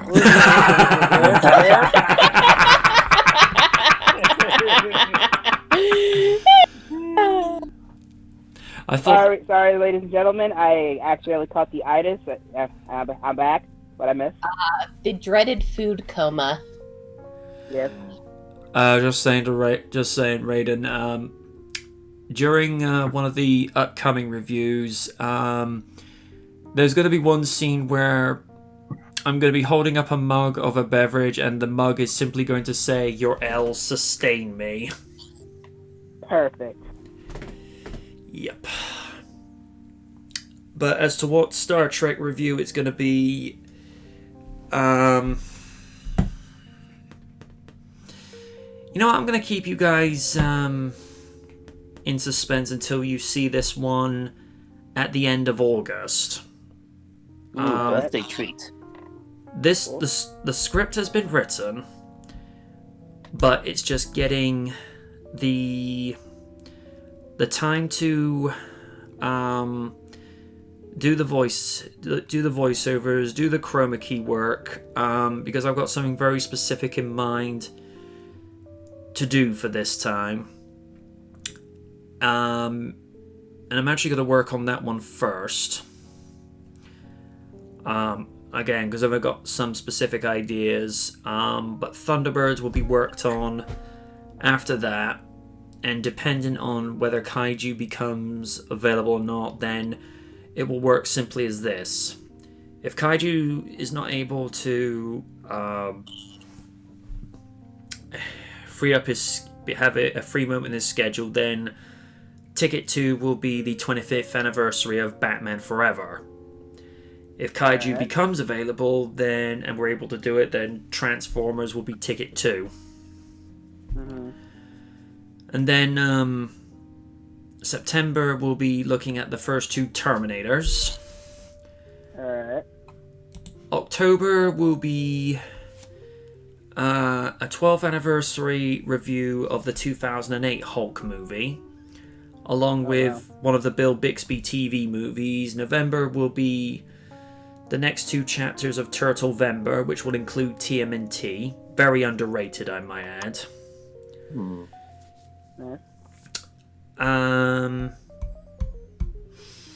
And then December because I'm planning to do this as a surprise during the end of year panel, which I'm going to be frank with you guys, unless the movie scene starts picking up again real soon at the theaters, this year's end of year panel is going to be very Short? thin.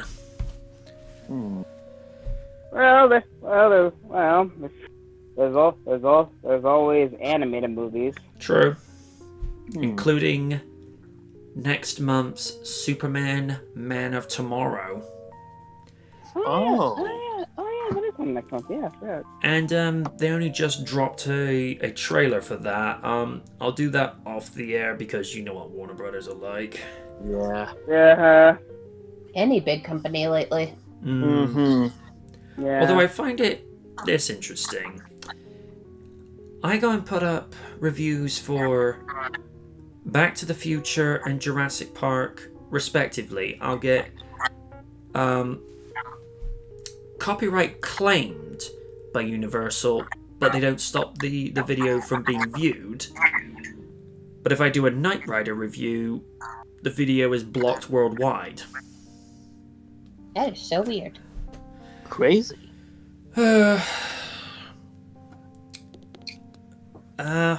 is what it is with regards to the internet. I get some reviews where the algorithm doesn't pick it up. I mean, they didn't pick it up for... There was some really horrible feedback going on in the background. Who is that? It's not me. I have my earbuds in. Might be me. Might have to put Talk your... about the echoing. Yeah, you might have to put your headset in, dude. Right, hang on.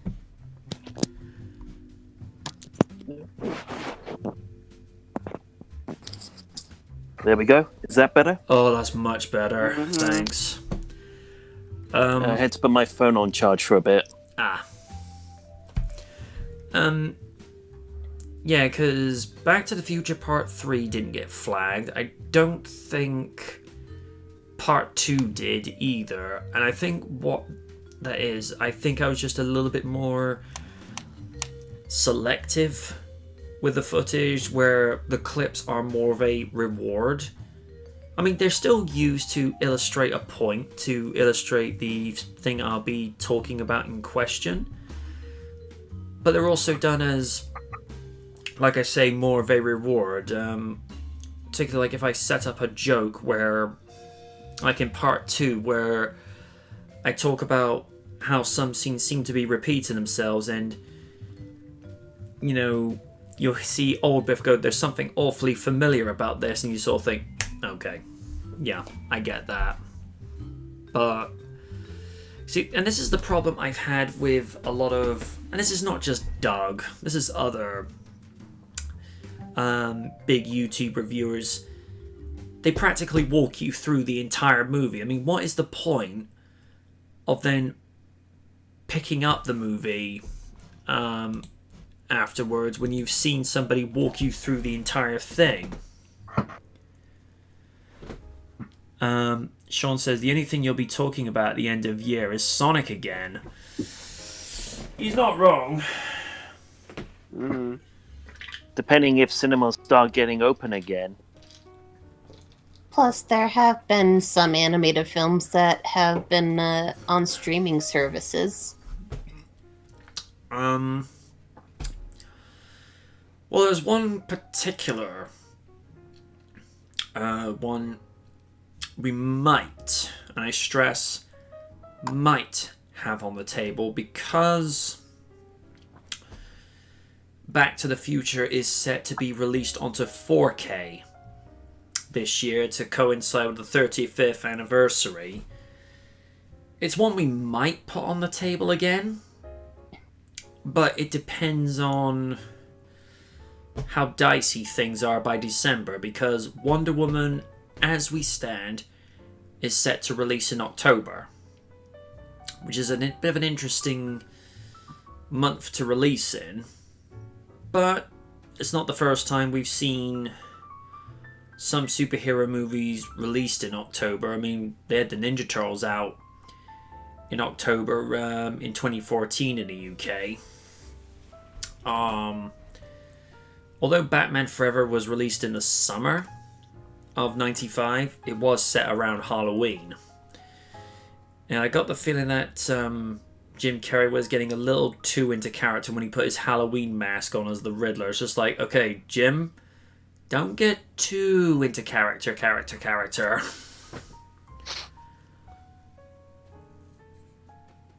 I mean, ugh.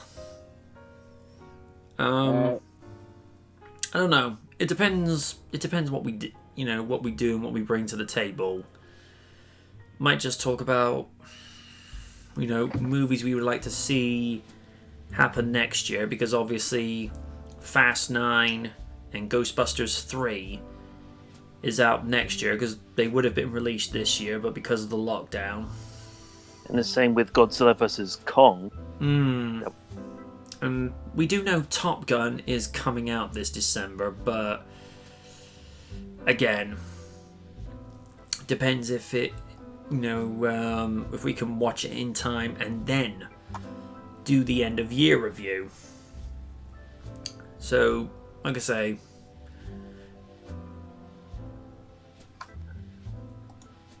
Code92 says we still got Bill and Ted 3 to be released.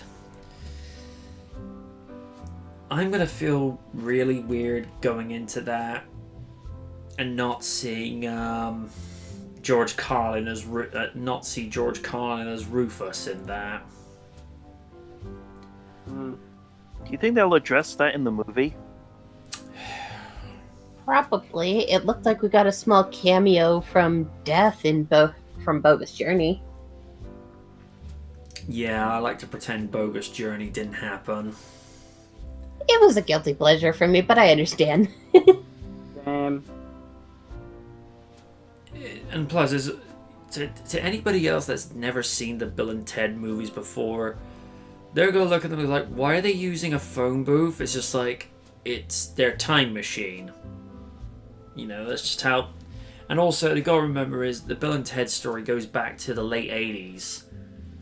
Cell phones were around then, but not as compact and as sophisticated as they are now.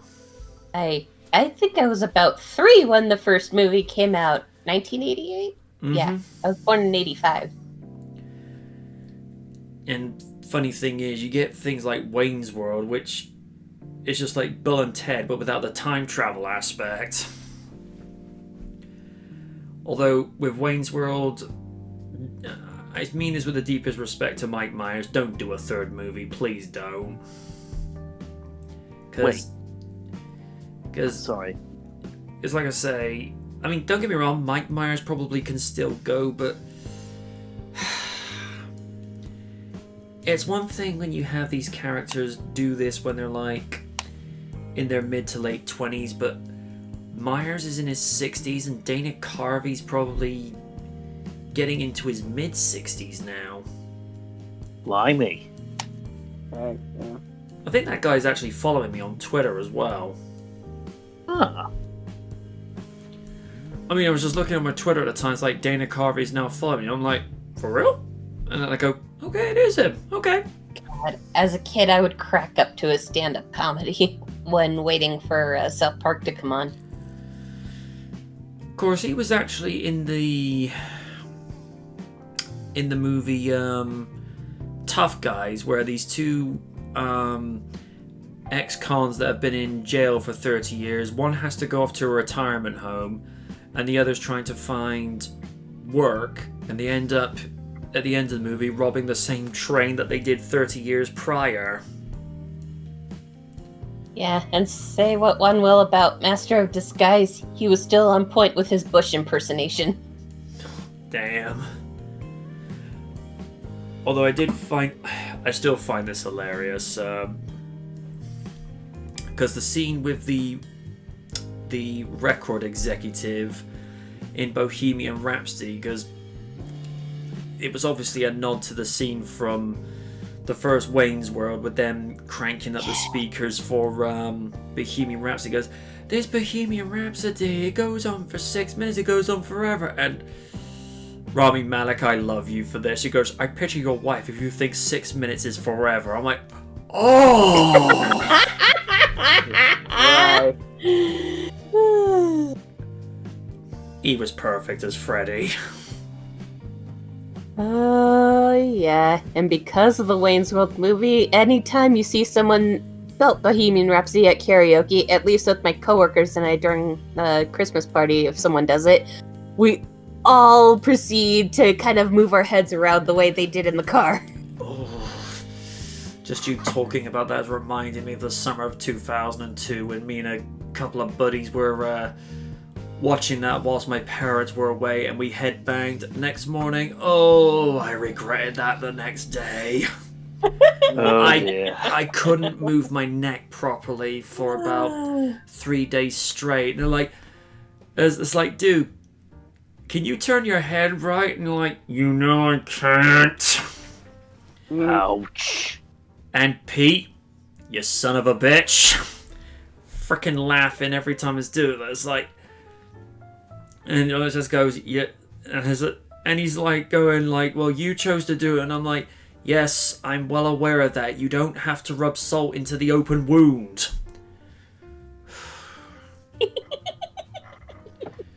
Great friend, but he's one of those guys where you think, I so hate you.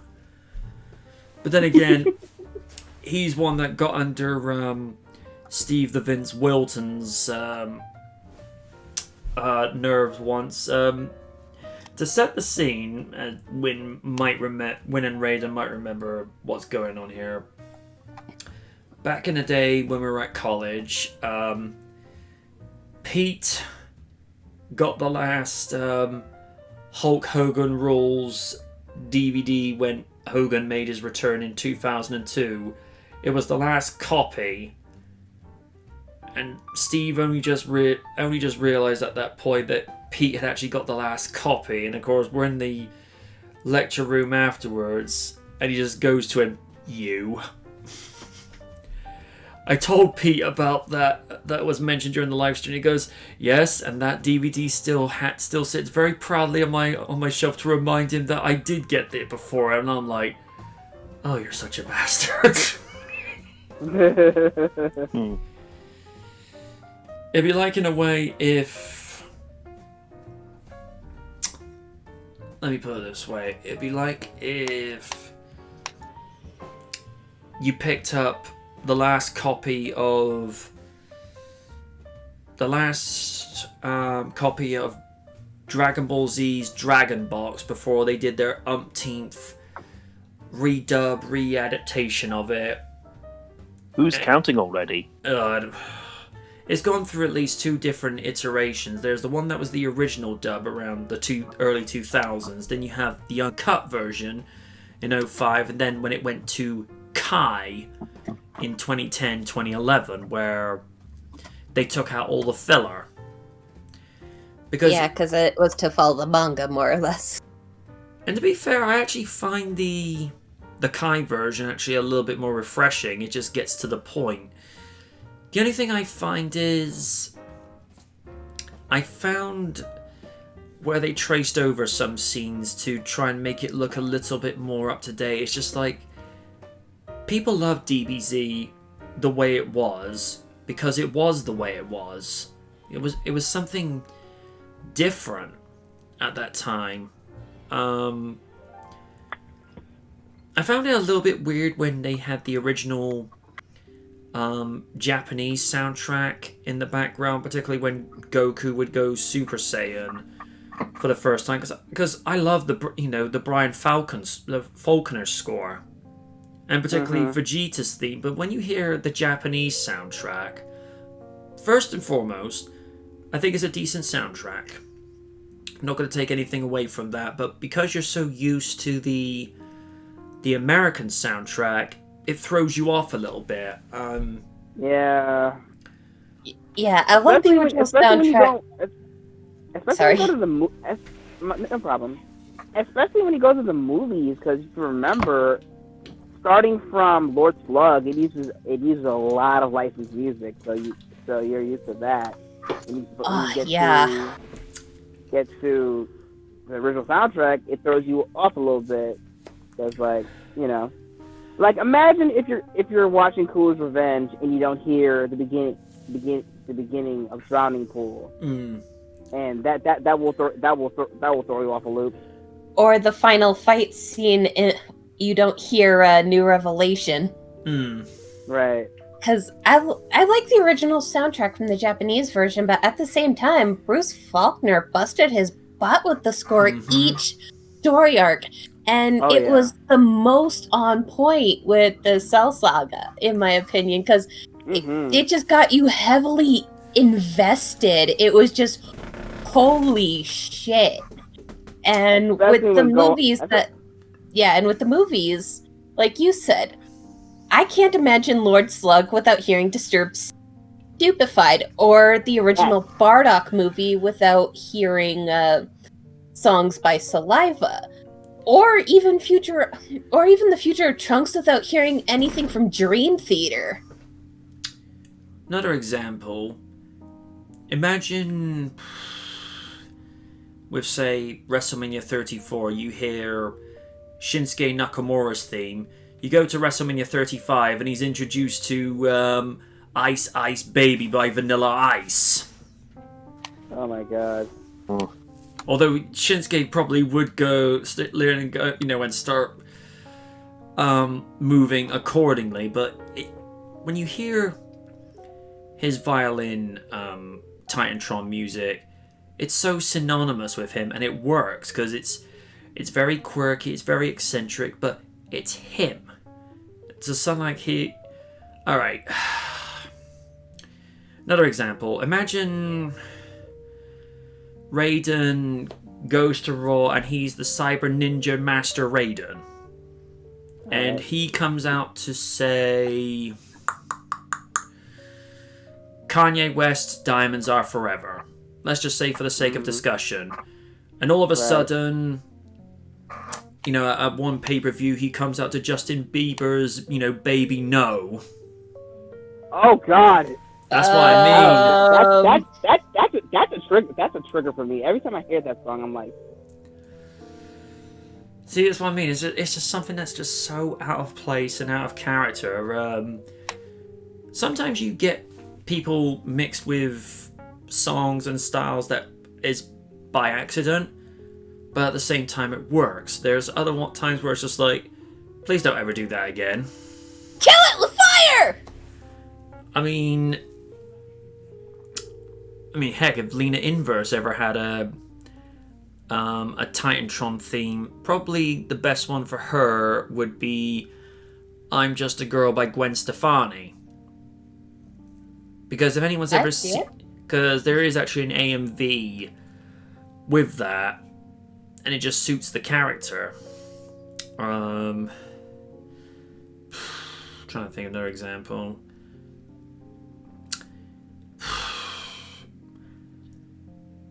I'm blanking here a little bit.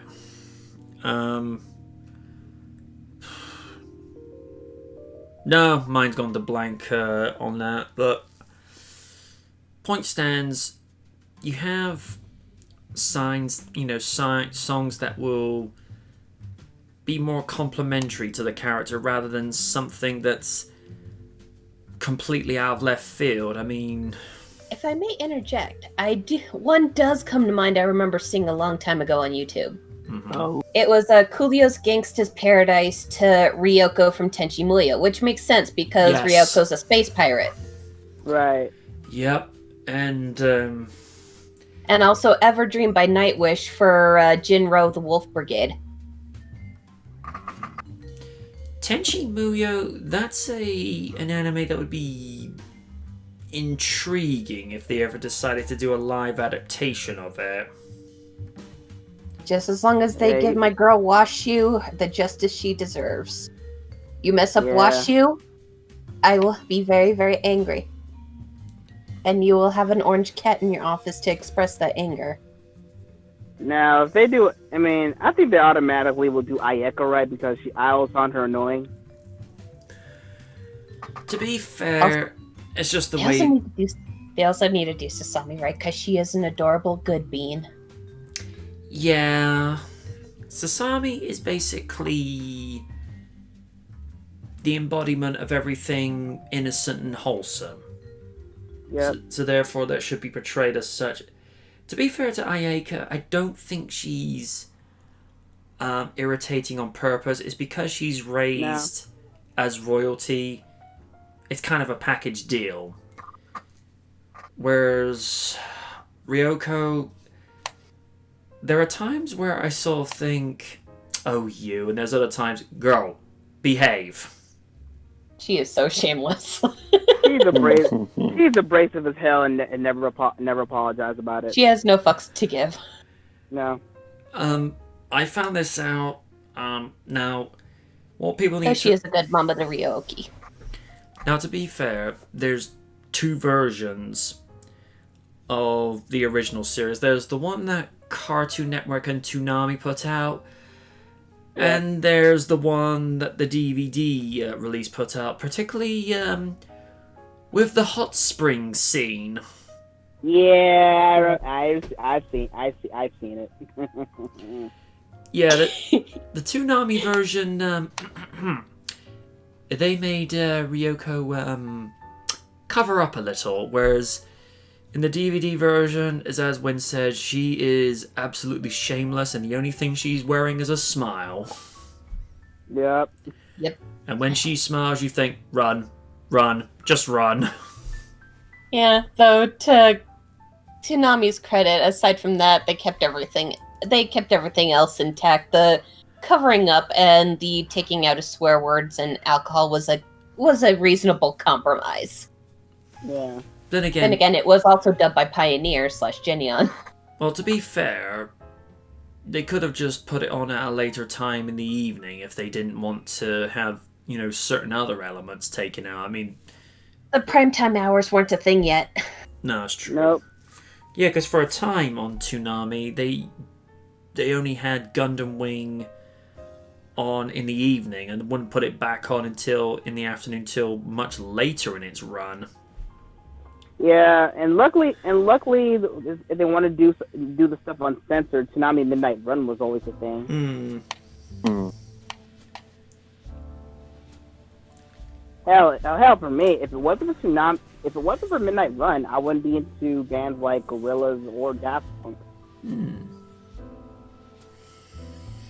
Well, I kind of knew about Gorillaz and Daft Punk, but I became a fan of them more when they actually premiered stuff that music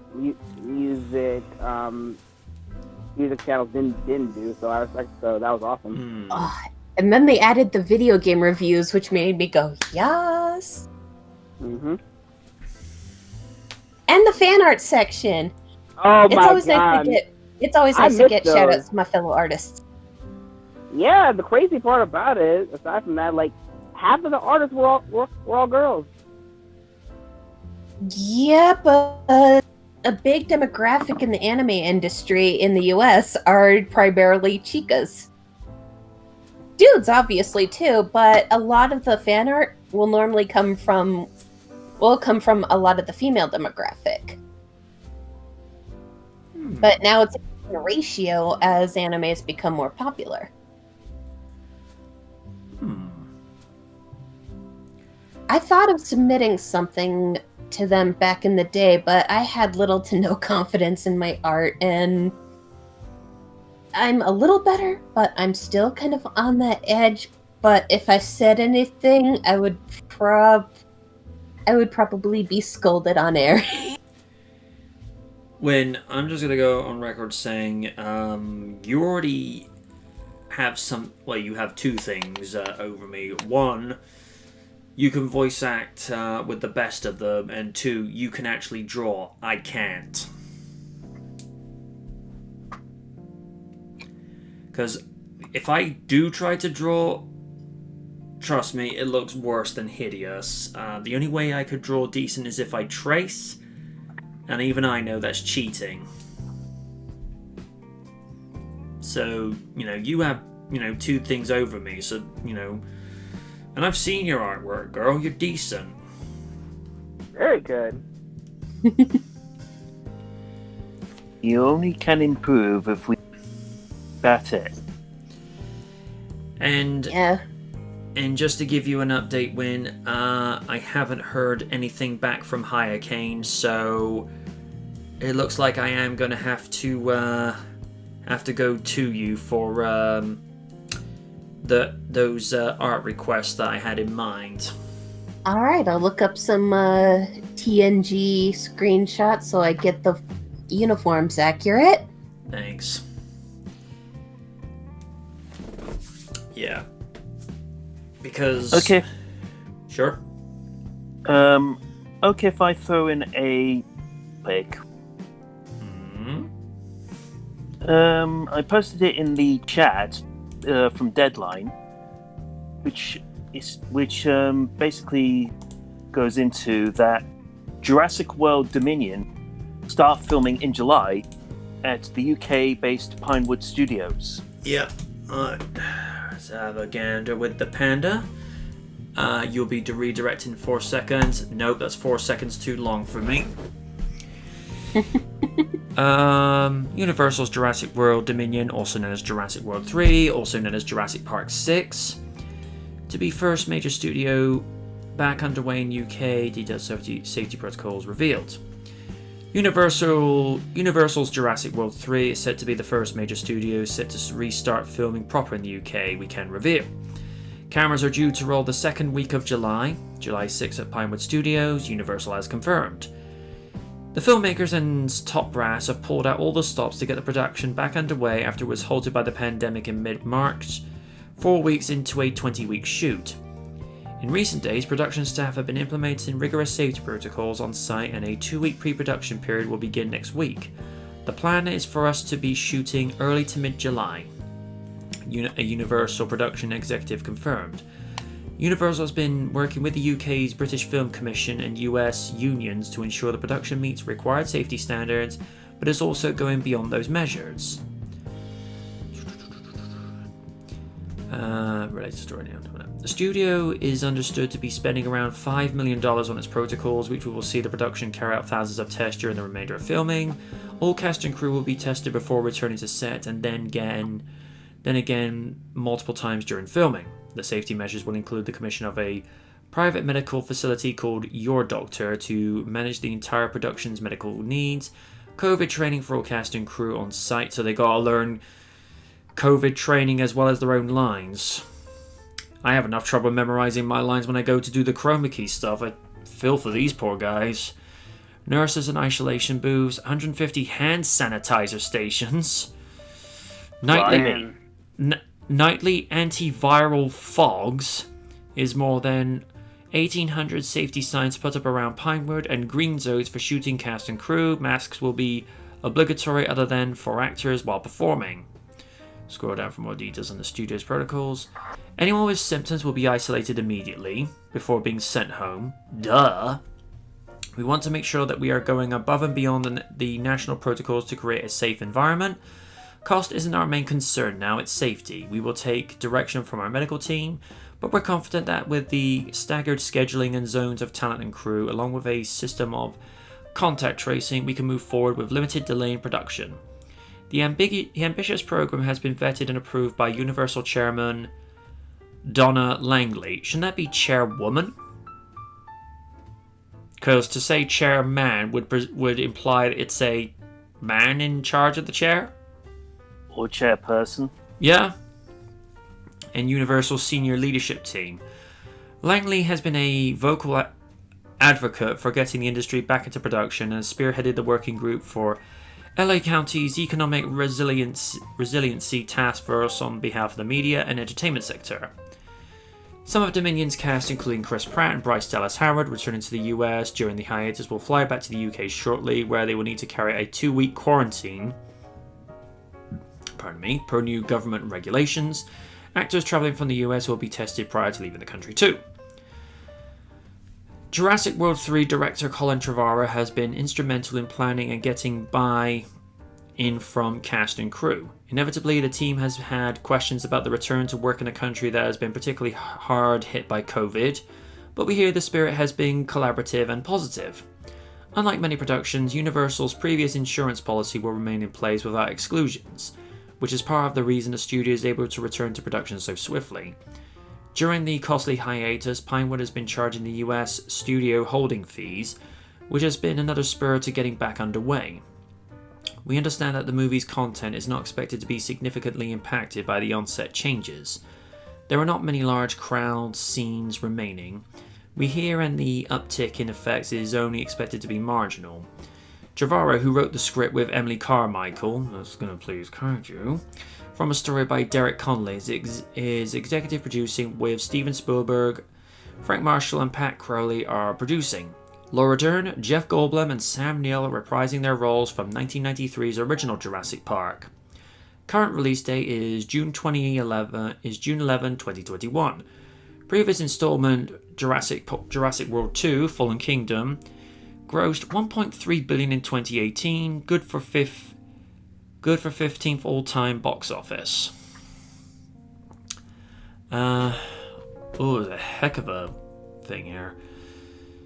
Jurassic World Dominion has been one one of a handful of major studio productions on hold in the UK. The government gave the film and TV industries the go-ahead for production to restart last month, but there remain safety, practical and insurance issues to iron out as the UK slowly comes out of lockdown. Schools, cinemas, pubs, restaurants remain closed.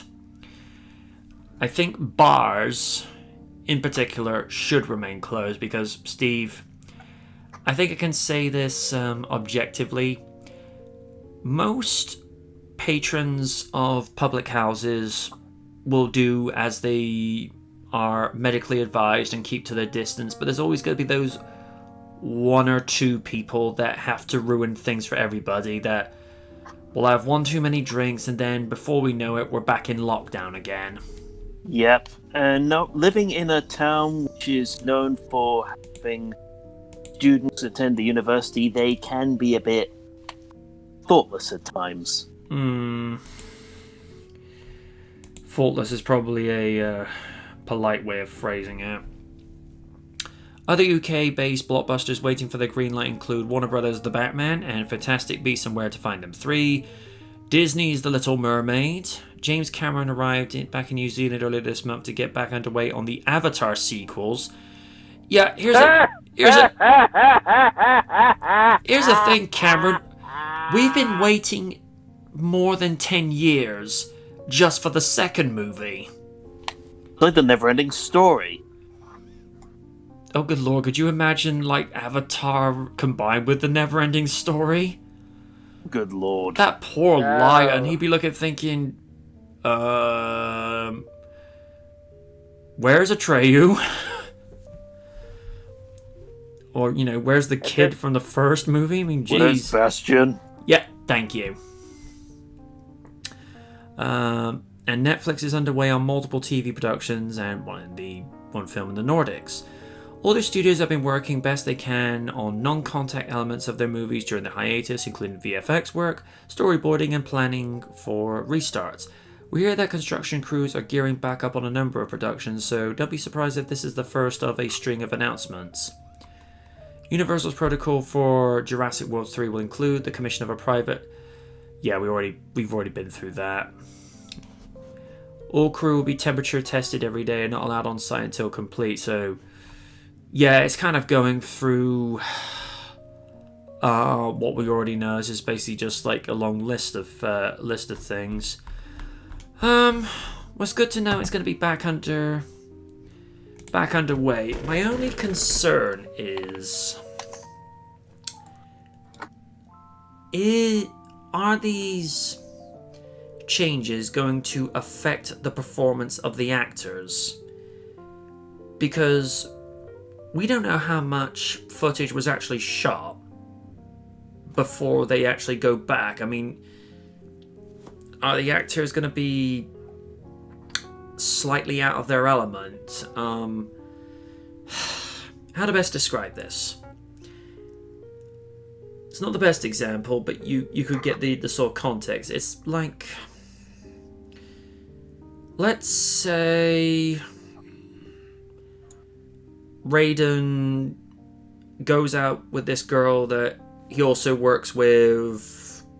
Let's just say Raiden is a leader of a games project at Nintendo. Let's just go with this a second. And he goes out with a girl that looks like Alicia Keys. They go out and something just doesn't go the way either of them wanted it to. They still have to work with each other, you know, to finish the project off. Is there going to be that sort of awkward thing that sort of throws them off? Because the actors are sort of thinking, I've not only got to know these protocols, but I've still got to memorize my lines. Because they'd be so used to a situation where, you know, nobody can shake hands, hug, or in the case of his and Bryce's characters, because let's call it for what it is, they are love interests in the story. They're gonna feel awkward, like if the characters kiss, because they're like, we're not supposed to do this off set. Are we supposed to do this on set? You know, it's that feeling of unnecessary awkwardness, or as I prefer to say on occasion, awkwardity. Only because there's too many words that end in ness. That's just me, though. That's just me. All I ask,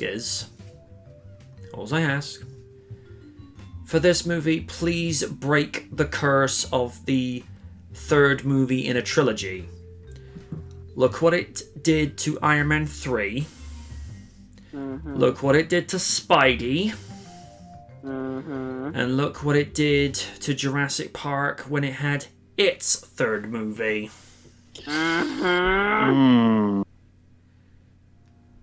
Win. It's okay. It's okay. Think of Becky Lynch coming back and she wins every single title. No worries, I'm perfectly calm. I have an orange overlord asleep in my lap. Aww. Okay, he just woke up. But regardless, I am in the company of the overlord. Bask in his glory. Mother, I awoke from the dream where I stopped Paul Feig from making another Ghostbusters movie. Thank you. I know, Praise. I know. There's a reason why you keep getting photoshopped as Beerus. This pleases Lord Beerus. Earth will be spared this day. And rather than Whis, you have the toasty one as your accompaniment. Yes, yes. Cornelly. Yes, Mother. Give pets behind the ear. Oh, yes, you found the magic spot. I am actually scratching behind his ear right now, and he's just tucking his head into my hair. He really does love scritchings behind the ears. Oh. It's because he loves his mama. Then he knows I'll give him the attention. I woke up this morning to him feeling a little distressed, only to find out it was because Luna managed to get outside and was taunting him on my doorstep. This little 3-month-old kitten just sitting in front of my door, just taunting him. I had to bring him back. I had to bring her back up to my sister. Can imagine like, hey, Navi, I saw Sonic. What are you gonna do? Mother, prepare the cattle prod.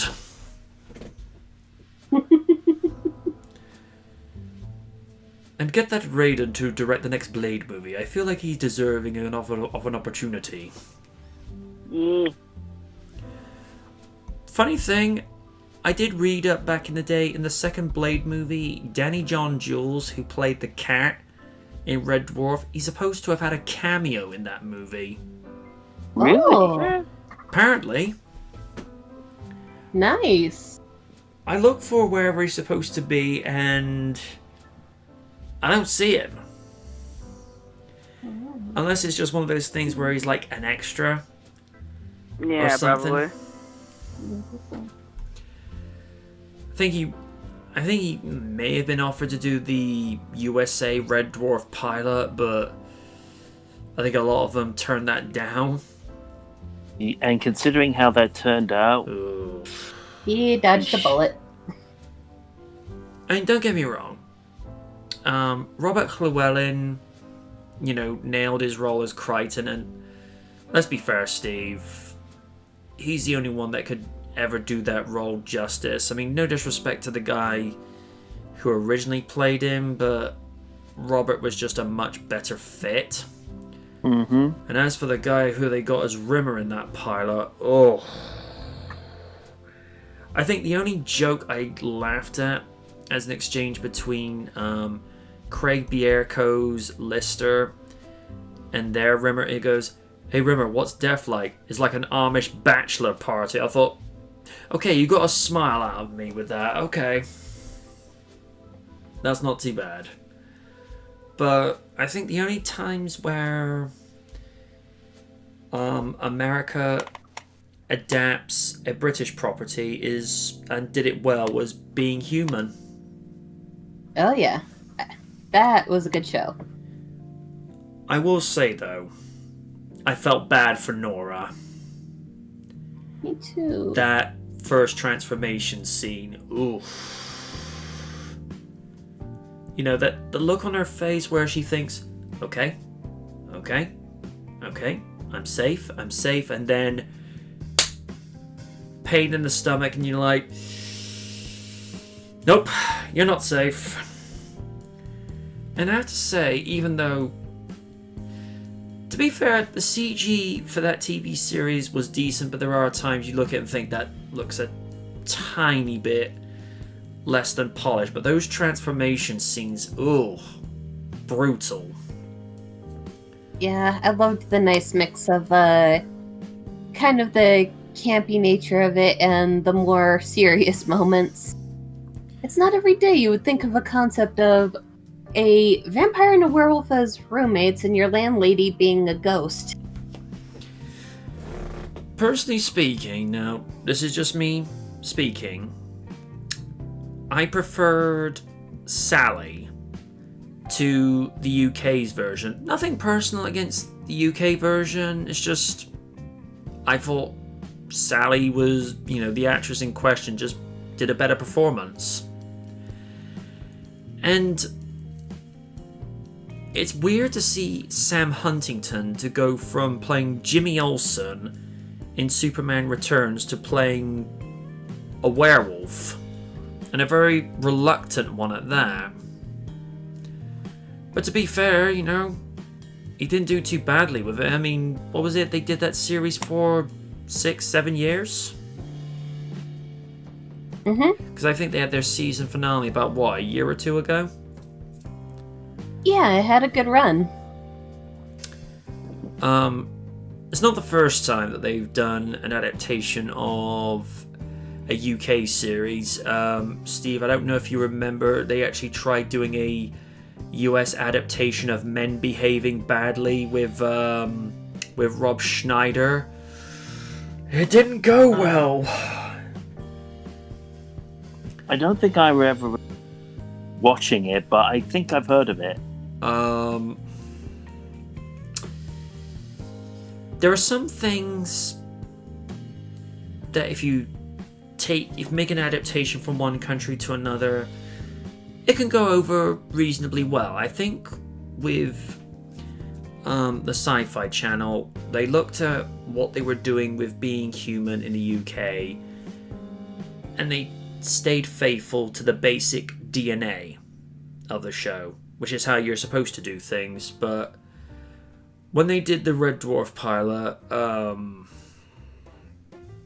they did things so badly from what I've seen of it, and they would actually reuse a lot of jokes from the UK pilot of Red Dwarf. Even with the intro, it's just, reuse stock footage from the TV series itself. What's another one they tried? Oh yeah, Steve, remember when they also tried doing turbocharged Thunderbirds? Ugh. Oh dear Lord, Oh my Damn you, Aaron Izzard!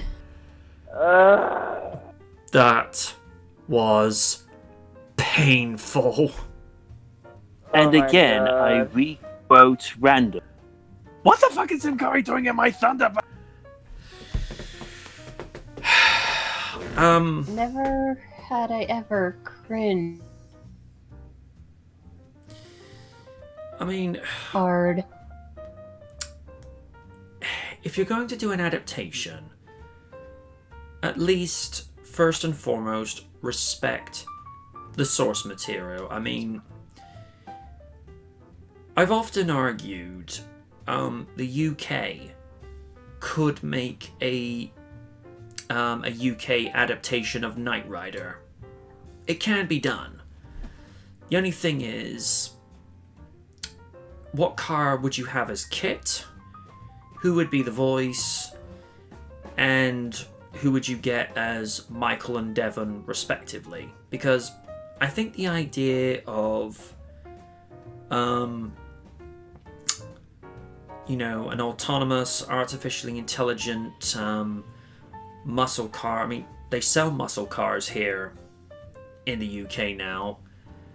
To do a story like that where a car is connected up with the internet and actually aids a human partner, it can be done. Some A of couple our people come to mind for Kit. I mean, some of the cars that we, I was actually talking over a Knight Rider message board years ago. Someone said an Aston Martin, and I'm like, yeah, but that's too James Bond. You know, when you pick a car for Kit, it's got to be something that no one else is thinking of. Because, you know, in the 80s, Glenn Larson chose the Trans Am.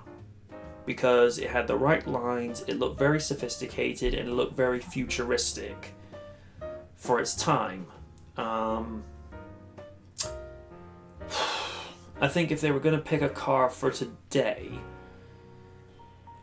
it would probably have, like I say, have to be a car that, one, is accessible and is affordable because the fans will want to make one of their own, and is one that no one else is using. And somebody at one point said, what about a sporty Ford Focus? I mean, it could be done.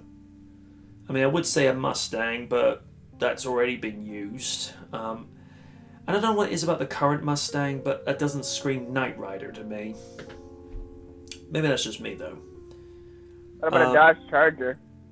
Maybe.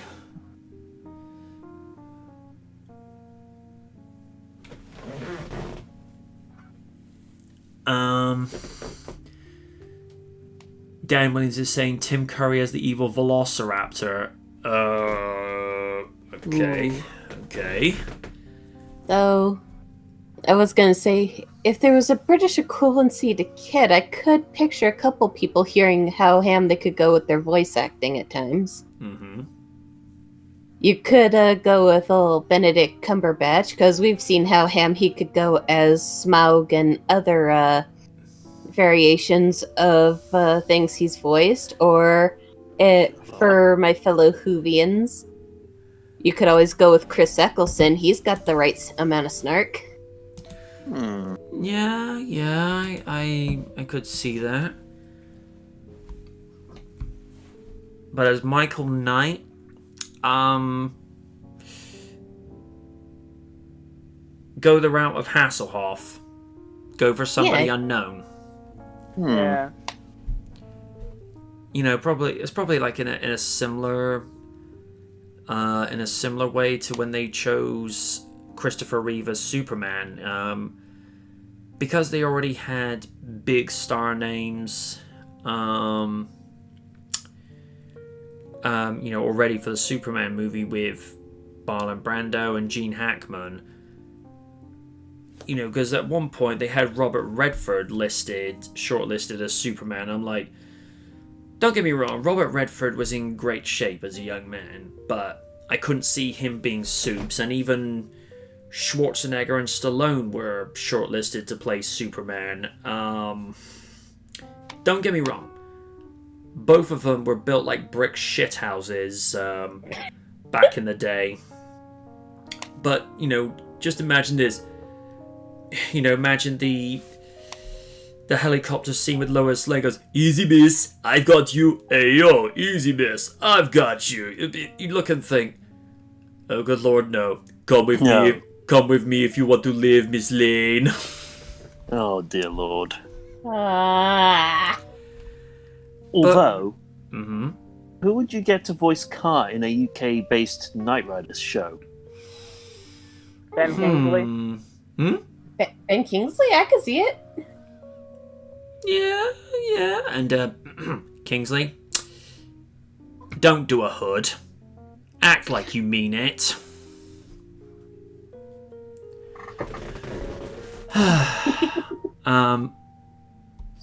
Dan is at... Alright, Dan, I'll read your comments. If they start doing an animated Jurassic Park with talking dinosaurs, what dinosaurs would Christopher Lloyd voice? And Jeff Goldblum could also be in the movie and playing a dual role as Dr. Malk, another dinosaur that sounds like him. And Wanda Sykes would be the sassy Triceratops, with Tracy Morgan as the Stegosaur. I'm so not sorry. And Rob Schneider as a Weasley smaller dinosaur character. Sean says, well, it is Tim Curry. Also, Tim Curry as the evil velociraptor who sings. Yeah. Why not Tim Curry as a T-Rex? Nah. Didn't they? Wasn't there a proposed animated series in the 90s? 2 of them.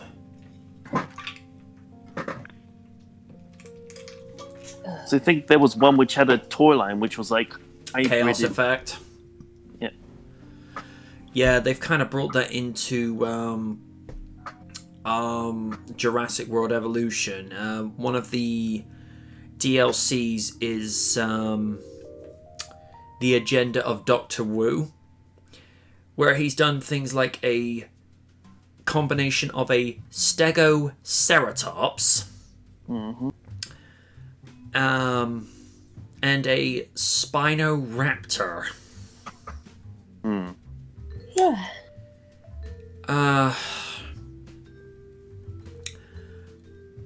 One of the other DLCs, because I was actually managed to able to get a little bit extra over the Christmas period, where I not only got Return to Jurassic Park, but also Claire's Mission.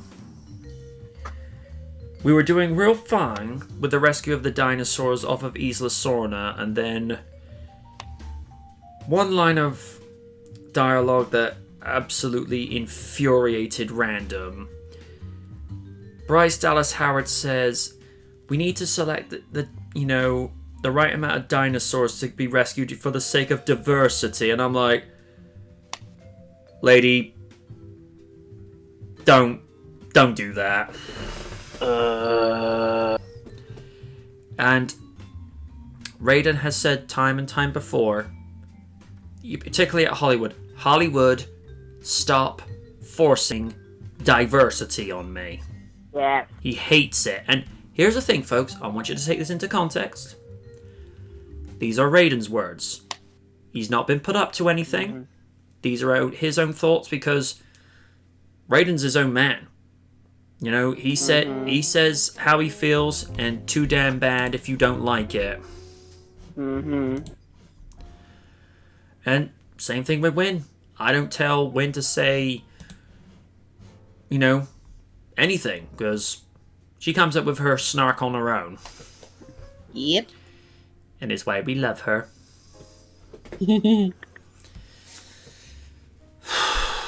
And, well, Oni is Oni.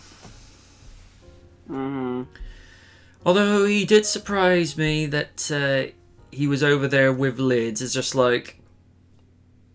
Although, to be fair, he had said to me over Discord in the last few months, he was saving a little bit of money to go over and see Lids. So, he actually did what he was setting out to do. Good on him. Yeah. Well, it's one of those things where it's like he said in one SKL when he, happened to come in. Because he met Lydia through RDR. Because, Lids had been following that podcast series for a number amount of years. It was only when I started doing SKL and then doing the RDR live streams that Lids came into it and had a rapport with Oni, and it just went from there. although and Win will attest to this day, when we did, I think it was either the SummerSlam 2017 review or the pilot episode of SKL, I just threw out the invitation, and Win didn't see this coming. It's like, Win, do you want in? She's like, what? Me? Yeah, that's kind of the honest to God's truth. The only thing going through my mind is, holy shit, I ask various questions throughout the couple years prior and make the occasional comment on a live stream, and now I'm being invited to help host a live stream. Wow, this is actually kind of cool, you bet.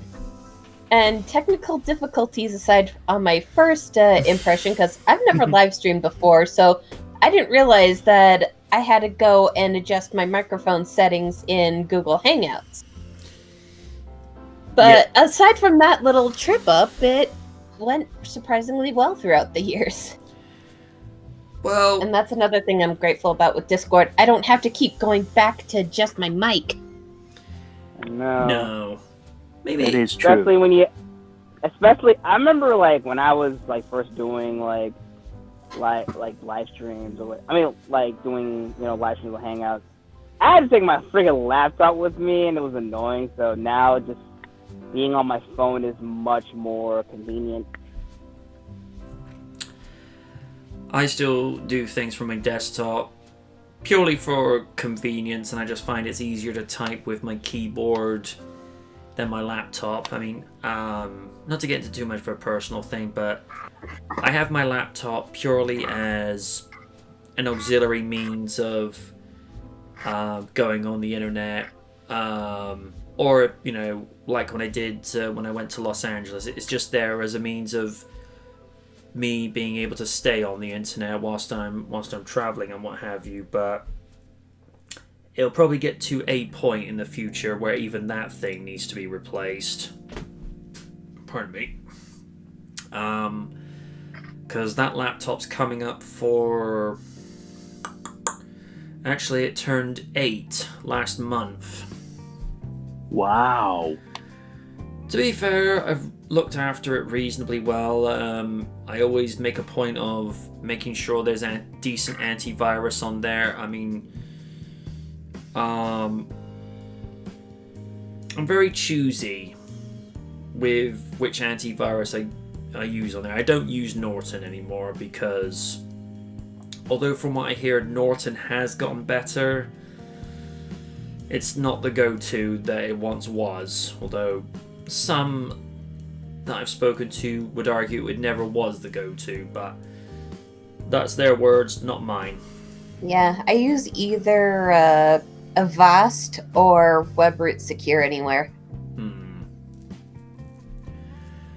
Yeah, because not to get too much of a personal thing, but when Random's original... Fuck was that? You okay, Win? Yeah, like I said, I sneezed. It's a high pollen count today. Oh, dear. Okay. Damn hay fever. Yep. Not to get too much of a personal thing, but when Random's original laptop finally couldn't go anymore because let's just say he got his money's worth and then some out of that. He would actually use mine until he got a brand new one, and then I'm like, give me my laptop back, you've got your own now, thank you very much. Fortunately, laptops aren't really all that expensive anymore unless you go for like the big over-the-top gaming ones. But if you have one that covers the basics, you can find one for like $200-300 at Walmart. Yeah, but I would tell him on occasion, 1, that comes back in one piece. 2, it comes back reasonably in good shape. And the other thing I stressed, and I'm not going to say this aloud, but I shall type out.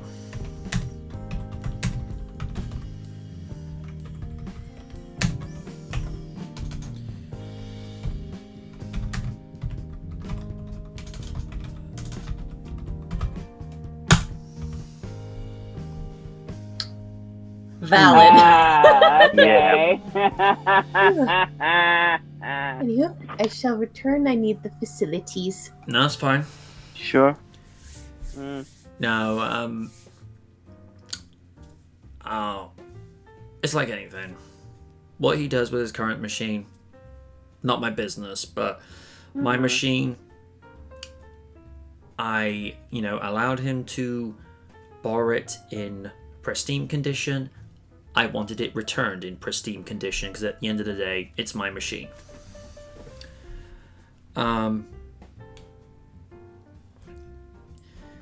Because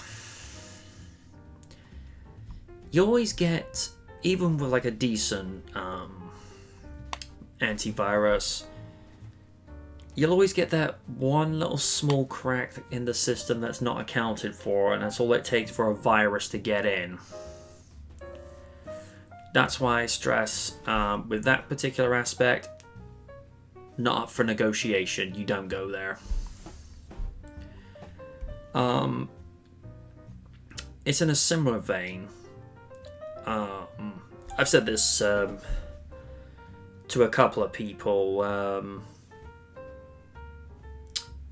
If they wanted to get up to the local airport and they advise me which is the best route to go, I just say, just take the main road. Just don't go through that road that goes through the forest. I'll say why.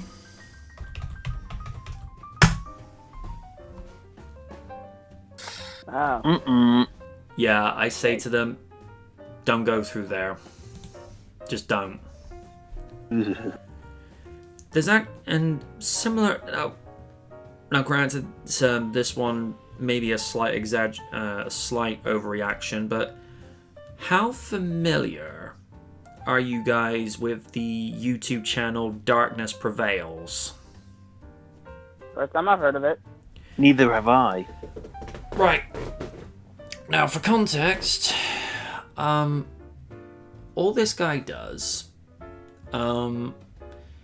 he just has a channel that reads out people's, in his words, real-life accounts of stories that they've actually encountered and what have you.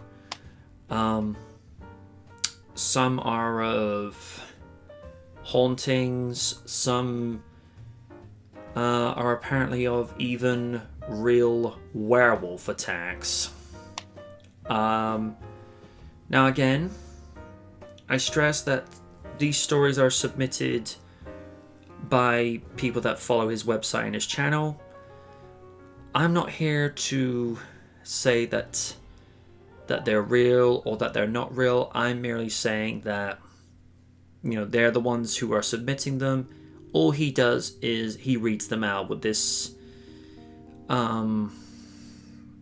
very kind of slow, stoic talking kind of voice that it actually adds to the mood.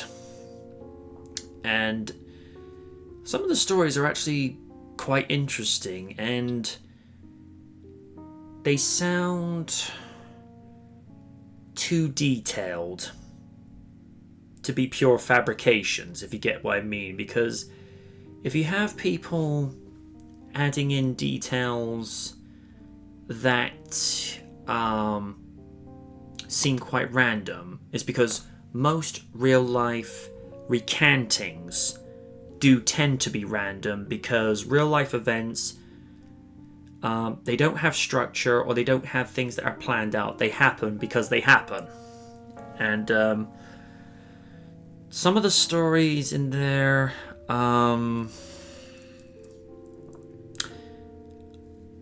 they do leave the air feeling a bit tense afterwards, because some of them go to places. Now, anyone... How far? How far? Well, there's one story he reads out from a guy that went and traveled to a village in France. It was just like a camping sort of thing. He encountered... he had an encounter where two of them confronted him. And one of the things, and this is also sort of a stance you have in real life. If you encounter a predator, the last thing you do is turn your back to them. You always keep your eyes fixed on them, just so that you know what's going to happen. And apparently for a good 10 to 15 minutes, he'd be backing up very slowly, just away from the town, until they got to a point where he's out of the town, and then they would stop, but he would continue, just keep walking backwards, keep walking backwards, until it gets to a point where they're no longer in sight, and then he literally pelts it back to his camping site. So thinking he's far away enough, it's just run. But it's one of those, if you're intrigued, by all means go watch at your leisure. I only ever tend to read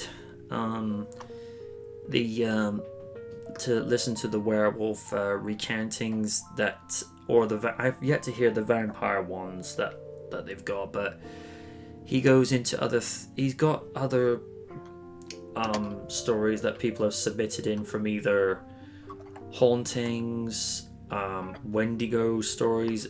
The stuff with regards to spirits, I don't touch that with a 10-foot flagpole. No. Mm-mm. There are some things you leave alone. Apparently there was even stuff with the creepy dolls, which I know will freak Raiden out. Ugh. Yeah, there's some stuff that I won't read or listen to because the real existence of a vampire or werewolf is up for debate, because no one's ever come back with a real clear definition picture of one of them. But with ghosts and what have you, we know there have been events recorded around the world that we have no explanation over, and therefore leave that alone. Because as we found out with the documentary about the how haunted the London Underground is, nope. It's because of that documentary I'm never going on the tube again. Oh, really? Dude, there are many things man is never meant to mess with, and there, man. And the people that built the underground originally should never have tunneled beneath the cemeteries and church graveyards. Oh. Some things are never meant to be disturbed. Here's the thing. It's like what Michelangelo said in TMNT 2003. There were some things men was never meant to tamper with. Mm-hmm. Now here's the thing. If they had done back in the day what they're doing now with the Crossrail project, where the tunnel excavation goes down so deep into the earth that there's nothing there to disturb, that's okay. Right. It's fine. But it's only when you disturb something that's not meant to be disturbed, it's just no.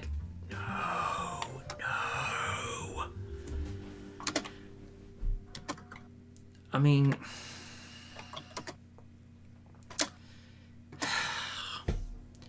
I'm also against the idea of, because apparently they were looking to excavate the casket of Isambard Kingdom Brunel, who is responsible for the way that the Great Western Railway is. He was the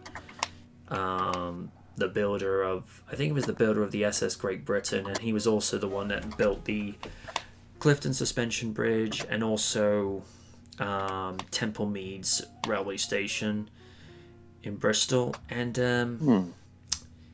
they were wanting to move his body over to another spot just so they could have this railway tunnel built underneath. And I'm like, why can't you build it elsewhere? Why have you got to disturb that resting spot? You know, it's called a resting spot for a reason, because they go to rest there.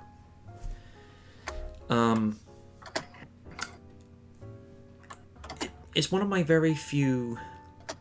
It's one of those lines in life I don't cross. You know, while somebody is still here, you're able to do something. You're able to correct them. You're able to have disagreements. I mean, let's put it this way. Yes, I take affectionate jabs at Oni because one, we're buddies. He knows. I mean it all in good faith. But if Oni was to suddenly go, it's like, nope, the jokes stop, because you don't make fun of somebody who's no longer here. It's just one of those things. And even Liz has said in the past, you don't mess with the dead. No, it's one of those things. Leave it alone. And also, not to get into the too personal thing, but you don't bring people's mothers into the equation. It's just like, no. You're asking for a bad time there. Uh-huh. Yeah.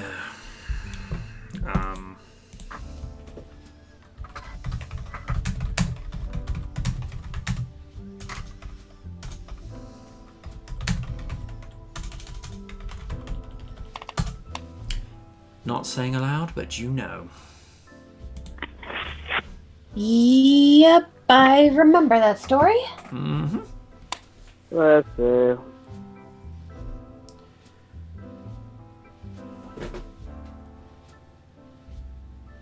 Change the subject.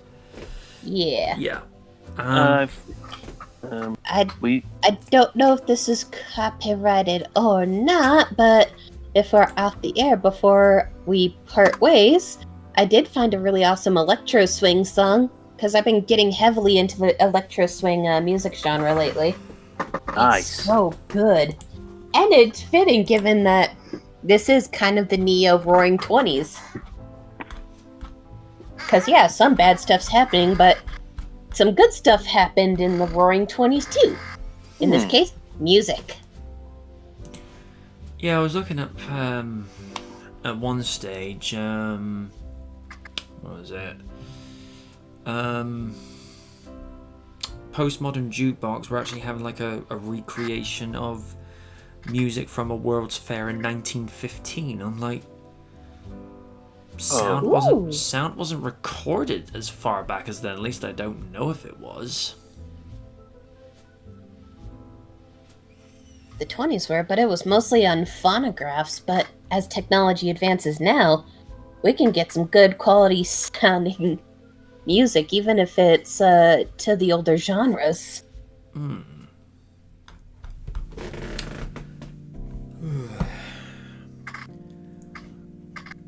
Oh yeah. Oh, I was thinking of something for a second. My mind is drawing a blank. I found a link to a video which describes the animated that was made after the Lost World. Oh yeah, it's a one up above my link. The unbelievable animated series we almost got after Lost World. Yep, done by a Jurassic Park YouTuber. Clayton Fiorati. All right. Well, if we're game for watching it, I'm at 00. Very decent YouTuber, I might add as well. Mm-hmm. Hang on a sec. Need to go and there we go. Stop the jazz music for a minute. Sean Retro is saying, if a ghost asks if you're a god, you say yes, and don't open a door with a face that says do not open until doomsday. I know what he's referencing there. Yeah. Ghostbusters. And don't cross the streams. No. Definitely not. And definitely do not take an iconic movie and try to remake it. Yeah. Otherwise, Raiden will dish you out and out, and then another, and then another, and then another, and then says, and if that doesn't work, I will bring out a Navi. Mother, I need to sharpen my teeth. I need to have figue à la carte. Delicious. I'm making Navi out to be this monster. Nah, he just knows bad things when he sees them. That he does. That he does. He's a good boy when he isn't being a total turd. Mother, that's because you didn't give me treats. Mow. I Ready? spoil you all the time. Yes, but you didn't give me the treat. I likes the treat. Maybe later. Mow. Alright. I'm at 0 as well. Ditto. 3, 2, 1, play.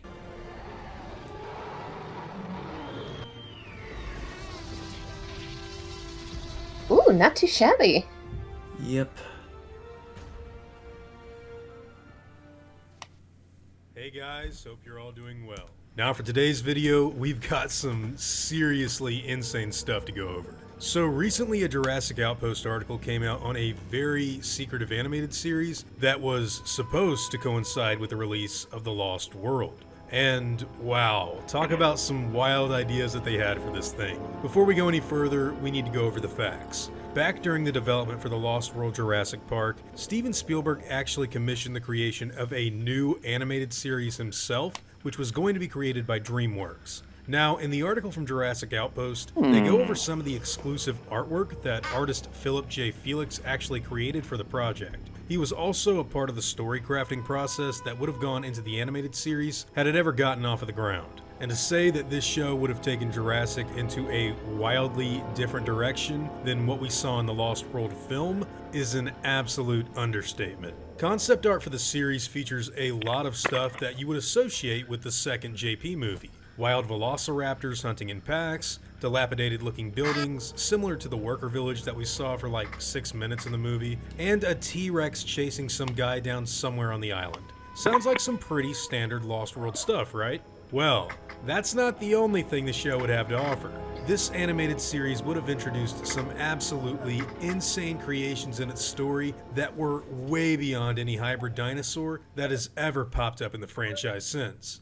Apparently, one of the show's primary antagonists would have been something called the Doomsday Rex, which was drawn as a two-headed I'm not gonna lie, that looks pretty tyrannosaur sick. with 4 arms. Another beast that may or may not be related happened to be something that looks like a giant mutant slug creature with Ghidorah. 3 T-Rex heads. Humans would climb into specialized mech suits in Ghidorah. order to fight the dinosaurs and stop any sort of terrible things happening to them in this spin-off from the second movie. What we're seeing here is essentially a science fiction story It's like that would have splicing the involved DNA of a dinosaurs dinosaur into similarly to kaiju. what we'd seen in the Lost World, but it That would ain't also right. have been coupled with some more bizarre and kind of fantastical stuff compared to what that film had to offer. You know, you'd get your Holy Tyrannosaurus shit. going berserk and attacking people, along with some modern human equipment getting trashed. Damn, by whoever prehistoric did these animals. But you'd storyboards also are get really some on new outlandish point. genetic creations that I were mean, never meant to the exist on two-headed planet the Earth two-headed in the first dino place. I would The love goal to for the see. show was going to be a Yeah. prime That's just animated amazing series with thing new to see. episodes coming out weekly, and the focus And was going even to be if on it hybrid didn't make it on a dinosaurs and genetic storyboard, manipulation. I would gotta not tell mind you, seeing when that as a Crispy mentioned this tattoo. thing in his Twitch live stream earlier this week, I had no idea what to expect because I'd never heard of this stuff before, and the mention of a 3-headed T-Rex caught my attention like super quick. And now that I've seen some of the artwork that was being commissioned by Spielberg from Philip J. Felix to do, I gotta say the images do not disappoint. Okay, so now that I've gotten all of that out of the way, I'm sure a lot of you are thinking that this is some I'm pretty still outlandish surprised stuff they- and it would have never flown I'm back still in the 90s. surprised But believe it or these two not, scenes were this scrapped, wouldn't have been the because first time if you were a hybrid movie in the dinos 90s that popped was up very in the popular, you franchise in would the get past. an animated Back series. in '94, there actually Yeah. existed a JP comic book run that was titled Return to Jurassic Park. Now, the story was canned after the writers got wind of Lost World getting made, so they decided to toss the green flame arc they were currently writing. I still want to know what the hell that was. And they went on to create the very first I mean, honestly, the hybrid only thing dinosaur Dino story related that in we JP got was Beast history. Wars. Now, this technically. comic book featured some way more believable hybrids than what the Lost World show would have offered up. And in the books, it was just pygmy-sized crossbreeds, and nothing looked remotely like a three-headed T-Rex mutant slug monster that we would have seen on TV. That being said, after they decided not to go ahead with the Lost Worlds animated series, they actually did begin development on Jurassic Park Chaos Effect, the famous toy line that featured hybrids, which was also supposed to get its own TV series. Now look, I'm sure a lot of you are looking at this concept art and you're thinking about these ideas. I remember like seeing it's those just toys the furthest online. thing from the That was like- franchise that could Oh, possibly yeah. ever happen. But I'm actually going to play devil's advocate here and I think there try was to get some you all sort to of understand something that I've been going on about for a while now. trying to Think back remember to the some of- 1990s like a when you were just a little kid Parasaurolophus and crossed watching with a Jurassic Park for Brachiosaur. the first time. If you weren't around back then, well, I then think just I pretend had like one the of those only thing that toys. I existed had in a the lot world of was toy the first dinosaurs, though. movie. Well, what was that story So, about? I Well, can't there was really this old remember. billionaire guy. He found a way to drill into amber and extract DNA from dinosaurs, but then he had to hybridize the DNA with genetic material from frogs, and that's what led to cloning extinct animals. And then those animals eventually became And a very hermaphroditic young and BD changed their Wong. sexes from female to male, and then they started breeding. This is a science fiction story. True, it's got dinosaurs, but the story is rooted in the science fiction genre. But you know what isn't Dinosaurs. rooted in the science fiction genre? The Lost Clever World and girl. Jurassic Park 3. They don't talk about that stuff at all in those. And that's when the series became solely dedicated to real-life dinosaurs, and Lost World even took on a more grounded approach than the first movie, as it was basically animals in a wildlife preserve. That's what was so different about that film and what gave it such a unique voice when you compare it Let's to the not first movie. talk about and that that's movie. also why I think so many people harp on how Jurassic is only about real purebred dinosaurs and nothing more. Not because that's what the first movie was Aw. about, but because that's what the second and third films focused on. But now, if all you had to go by was the first movie, there was no Lost World, there was no JP3, and you were asked to develop a story for a Jurassic Park TV show, I'm sure you can understand why they thought about some of this stuff when they were developing it. I'm not saying it would have been outstanding and what the series needed, but I can totally see what headspace they would have been in after just JP1. So while I do find these designs and concepts to be outlandish and Does leave it downright open to a insane lot in of some ideas. places, I think you need to acknowledge the And time it's when really this was being creative. created. Had this have come out, I'm sure it would have been adored by some fans, and others wouldn't have embraced it so openly, but when all you have to go by is the first film, yeah, I totally see where they were coming from when they were trying to make this. That being said, the series has evolved dramatically since this was in development, and while we do have hybrid dinosaurs in the new films, animals like the Indominus Rex and the Indoraptor are far more naturalistic than anything like what we're seeing in this canceled animated series that was supposed to tie into The Lost World. With that being said, I want to pass the conversation on to all of you guys and ask you all what you personally think about this stuff, and what do you think would have been your reaction back in the day if you were 5 years old or 10 years old or even a teenager or adult when they were making this mutant dino animated series for Lost World? And after you answer that question, for those of us who remember this kind of thing, what was your I still reaction say to the Jurassic execution Park for those Chaos two- Effect back two in the be- late two 90s? hybrid beasts were What good, did you think about But I felt that like stuff with back the then? I'm pacing asking of the because these two movies, it was properties are just pretty like similar, lost and hype. one even kind of bled over into the other. I know mutant Yeah, and if it T-Rex did come out slugs in the is, late like, 90s, very they would have been different, able to but get it's away still cut with from the same cloth. what we Now, like whatever to your own call thoughts from the and action opinions figures may be, dino I'd love to damage. hear all of them. Oh yeah. Yeah. Oh yeah, Down most below. definitely. Well, they yeah. probably before I they go, probably I- would still now, but it would have to be a Netflix exclusive. Oh yeah, most definitely. I mean, a lot of our generation will definitely get this, but people of the new generation say this shit looks stupid. Although looking on some of the Chaos Effect toys, the design looks very much as though it would fit into animation. Right. It does. The color combination, the fact that it looked like one of them had the tip of their tail cut,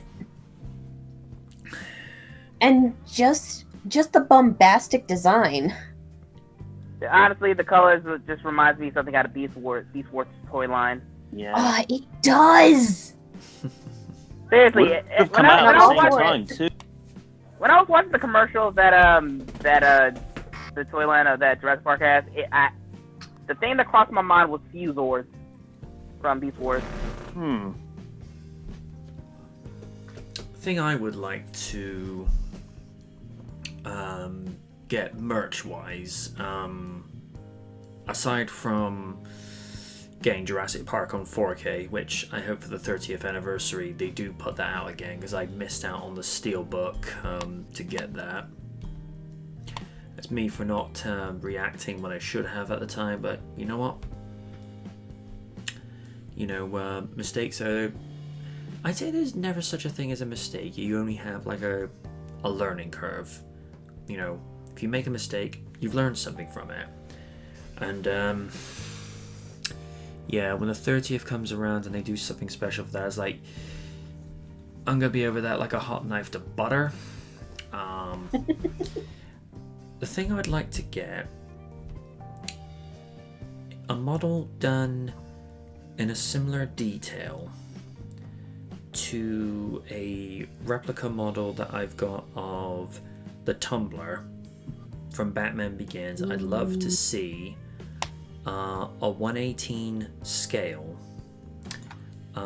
sophisticated model of a Jurassic Park T-Rex. Not a diorama, but just like a T-Rex in a display case, where it's just standing and just being observant.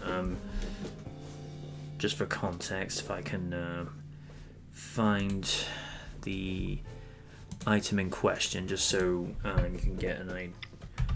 Alright, Batman Begins, Tumblr.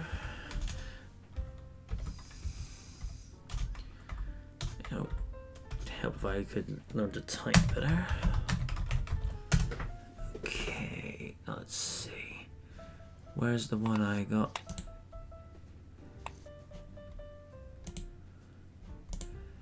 Basically, have a model whereby it's got that level of detail. Impressive. That, oh, nice. Ooh. That was actually one of the very first car model collectibles I got at the time, because Was it Hot Toys? no, this, like I said, this is not a Hot Oh Wheels. yeah, Hot Toys. Oh, you're gonna have to be saving a lot to get those bad boys. Oh my god, I've seen the prices. Yeah. It has lights and sounds too. Well, lights, but not sound. Yeah, because I bought that at the time because I remember when Play.com used to be a thing. Stephen probably remembers Play.com as well. Yeah, that's how I got my copy of Fall of Cybertron, which included a Swoop DLC. Ooh. For those It's been a minute since I played that game. It was pretty good.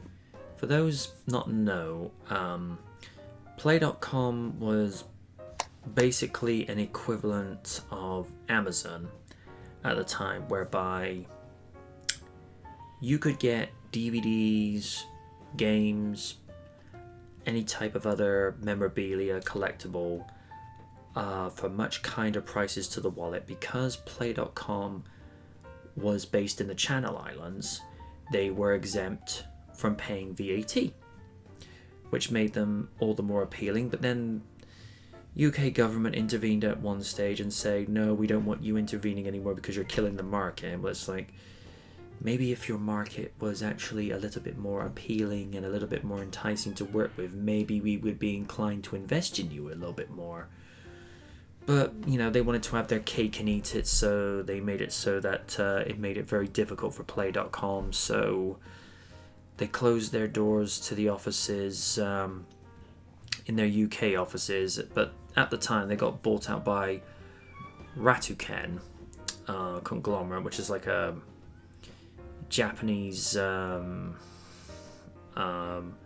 I say media, I don't mean in the sense of like TV, radio, what have you. It was like Japan's equivalent of Amazon. So basically, Play became like Amazon's merchant section, where people just sell their stuff in like a merchant style sort of thing. And yeah, I bought one or two of my collectibles from there. The only thing I really want to have as a collectible is a 1/18 scale die-cast model, not plastic, none of that synthetic looking crap. Because if you're gonna have a collectible car model, you want die-cast, as in zinc.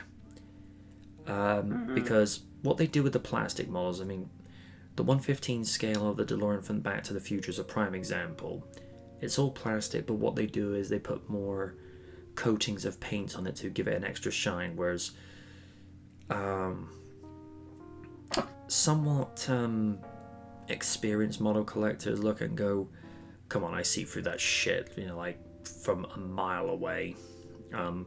Plastic has a very cheap and tacky look to it, and they go and say, oh, but you know, zinc is much more expensive to use and plastic is more readily available. You know, plastic comes from oil, right? And oil is not as plentiful as it once was. It's like, don't feed me this hot garbage saying that plastic is more readily available when plastic is also very difficult to recycle. Seriously. Anyway. Or anything in the silicone variety. I mean, sometimes you can go through plastic for so long. Yeah. Well, you gotta shell out the cash for it sometimes, you know. But you know, as long as you get a bang for your buck, that's great. They're also easy to clean too. Yeah, sometimes plastic is used on things that are unnecessary. Jordan. Oh Lord. Here's the thing. Jordan shoes? Air Jordan? That's yours. Ah! Okay. Yeah, to those not in the know, Jordan is a former glamour model. And okay. I'm not gonna go showing pictures here because no. In order to show Random wood. In order to show those type of pictures, it wouldn't be on YouTube. It would be on a very different video sharing site. But no, we're not gonna do that. And also, here's a sample. You'll get it. Hang on. Right. Just to give context, let me see. Just to sort of give context so Win can understand, but at the same time not post anything that's too inappropriate. Let's see. Alright. This is what we mean. Aha! Okay. Yeah. Here's the funny thing. She wanted another. Seriously? Mm-hmm. No. Right. Okay.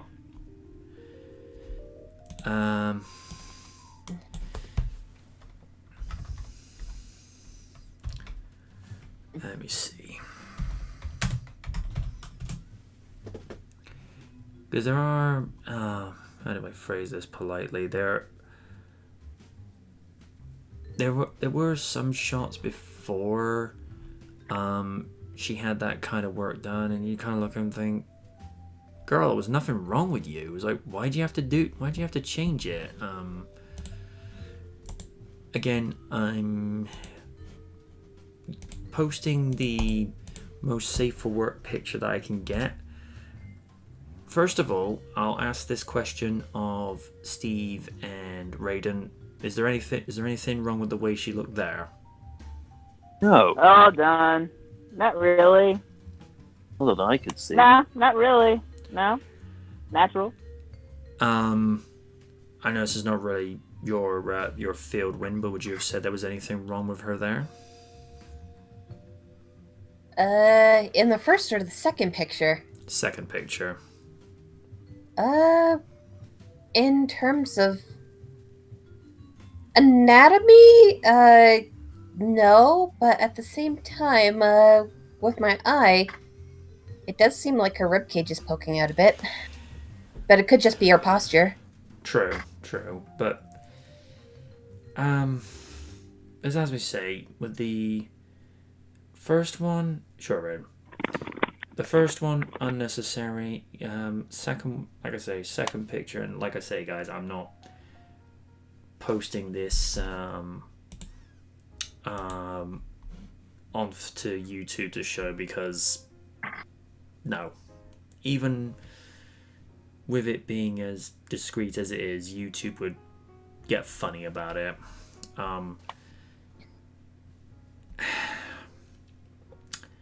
How to say this as discreet but as accurate as I can say. There are some where they have the enhancement work done where it works for them, it looks natural and what have you, but if you have a situation, like I say, with Jordan, the way she was, as a guy, just saying this as a guy, I thought she looked absolutely fine with the before picture. The after picture, it's not necessarily displeasing, but for some people it just looks absolutely unnecessary. That's all I'm going to say to that. Make of that what you will, but no, she was looking at one stage to like have her umpteenth enhancement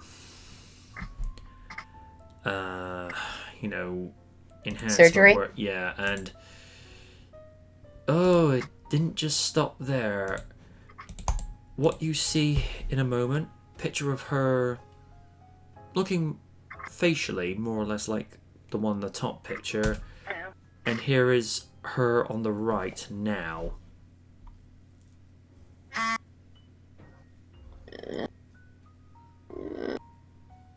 What was wrong with the before picture? Exactly. It's The other one looks like a fucking Barbie doll. Not necessarily bad, but at the same time, she was perfectly fine with the before, but unfortunately, that's kind of the side effect to the industry as a whole. That there's like this asinine standard of beauty, and yes, this applies to male models too, so anyone who might be thinking, oh god, Wynn's going on a feminist speech, nope, I'm not. I'm talking about in the industry as a whole, for dudes and ladies, and it causes some very unhealthy habits. Here's my train of thought. I think plastic surgery, if it's being used to either correct a facial disfigurement from birth, or if you're using plastic surgery to remove a scar, or just to correct something after a botched surgery, then it's like, I've got no problem with that, because you're using it as a means to take unnecessary attention off of yourself. That, when it's things like that, I have no issue whatsoever. When it's being used, as Wynn says, for vanity purposes, Oh my god, what did she do to her face? yeah, Here's the thing. If you do something like you want to remove a wrinkle or two, I tend to look the other way with that, because I wouldn't mind handing a couple of my brow lines back as well, but that's my personal hang-up. Yeah, if it's done subtly, it's perfectly fine. And it's not even the fact that I'm so anti-plastic surgery, it's just, it kind of sucks that a lot of these models have to subject themselves to unhealthy habits because the people who run the industry just gaslight the shit out of them to the point where they feel like it's necessary to keep their job. That's what pisses me off. And again, this also applies with men. Because they get gaslit just as much if they're not buff enough or, in some cases, androgynous enough, depending on what they're modeling for. Now, one model in particular that I was a fan of back in the day, because, you know, like most guys back in the day, I liked Page 3. You know, I was a teenager at the time. Nothing wrong with that. Hey, no shame. You can have an appreciation for the aesthetic. One that has never really strayed. Let me see. Let me find one where.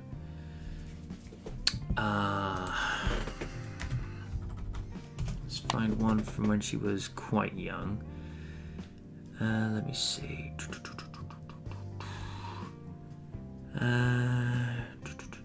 Well, to be fair, this one girl in particular, she's aged very, very, very little over the years. Let me see. Actually, no, that's actually a much better one to use because it's more accurate to her at the time. That was her around, say, the 2000s.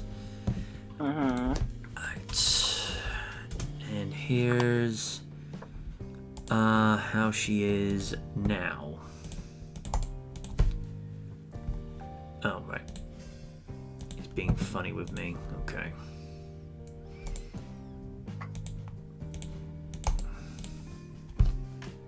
And here's how she is now. No surgery whatsoever, and would you believe she only just turned 40? Wow. Holy moly. Well, she's actually said this in interviews. I think it's her father. Her father was somewhere up in the Midlands, whereas her mother was originally from the Philippines, so there's basically good genetics where she's aged very slowly.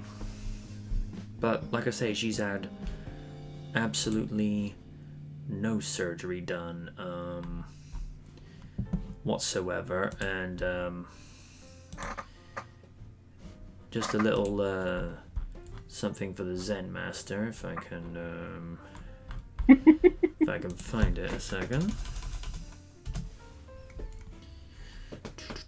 No, that ain't it.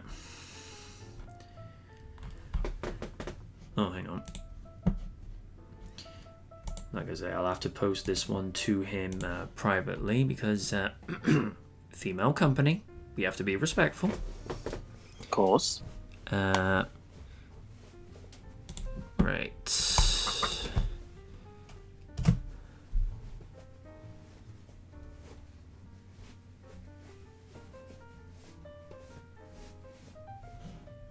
Where's Redding gone?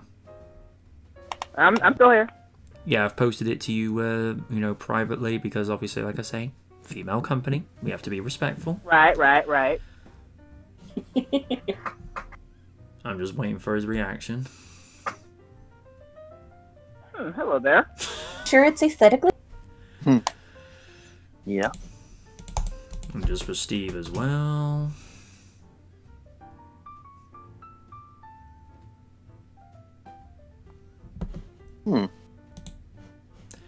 Yeah. And like I say, folks, she's all natural, and that's how it should be. That's the best kind of beauty. Ah, yes. Yeah. It's like what Kendrick Lamar said. It's like what Kendrick Lamar said in Humble. I'm so fucking sick and tired of the Photoshop. Yep. Co92 says, at least companies like Dove and I hope I'm pronouncing this properly, Aerie, Aeri, are okay with regular models. Well, And Fenty. here's the thing. Whilst most supermodels look great, because, to say that they don't, it would be unfair. I can only speak for me on this. Most guys like girls that are, how to say this as accurately yet as civilly and as sensitively as possible. We like girls that are healthy looking. Not like a Kardashian. No.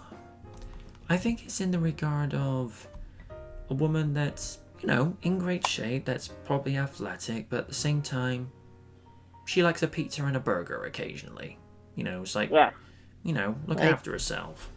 Like you could be a Kate Beckinsale who's still looks amazing to this day. And yes, while she did have a few little bits of cosmetic surgery here and there, it's very subtle. It's discreet.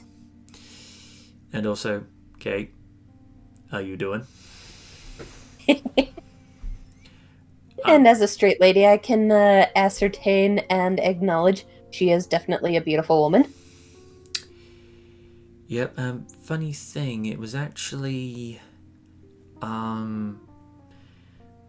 George Michael's Waltz Away Dreamin' that actually got her foot in the door into the entertainment industry, because she was actually one of the girls used in the music video. Because for a little bit of context, it was supposed to be Toby Burke's musical debut, because he was a friend of George, a very good guitar player as well, and George Michael would feature. But the song was actually meant in a weird way to be dedicated to George's mother, because George lost his mother around the same evening that he won his first Brit Award in, I think, 7 to 8 years. But unfortunately that night, he lost his mother to cancer. But Elton John accepted it on his behalf, and I think it was about a few months to a year later, he did this like I say, as a tribute piece to his mother. And you know how George is with his imagery. He can either have you in awe of the very wonderful imagery he can use, or he can do something like Freak or Shoot the Dog, where you're thinking, oh George, keep your clothes on. Or to hear Wynn's reactions like, what the fuck did I just watch? Yep.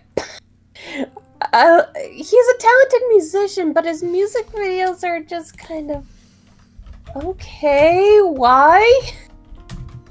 But we did get some compensation through hearing Jamiroquai songs, which are also equally talented, but have very good music videos to them too.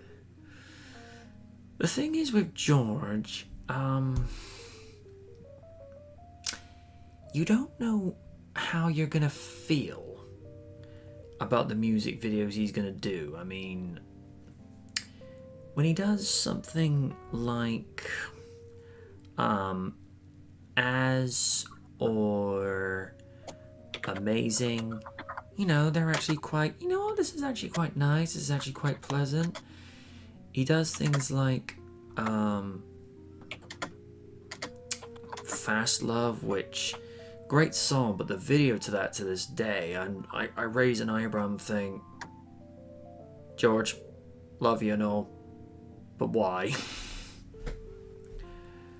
But As I said, He really wanted to get rid of that, like that image, I guess.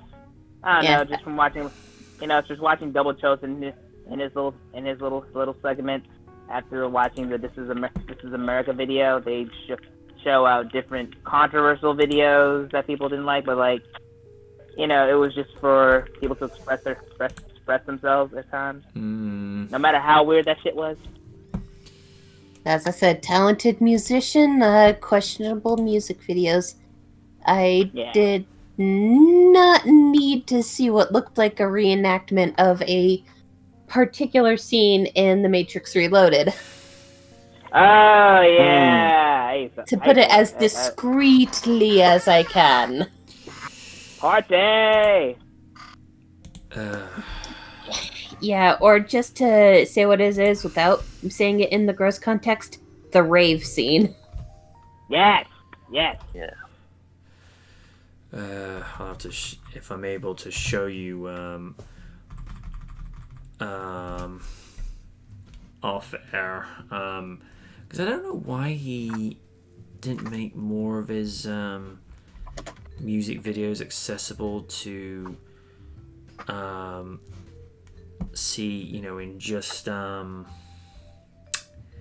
from the UK. I don't know. Never understood that. Regional thing, I guess.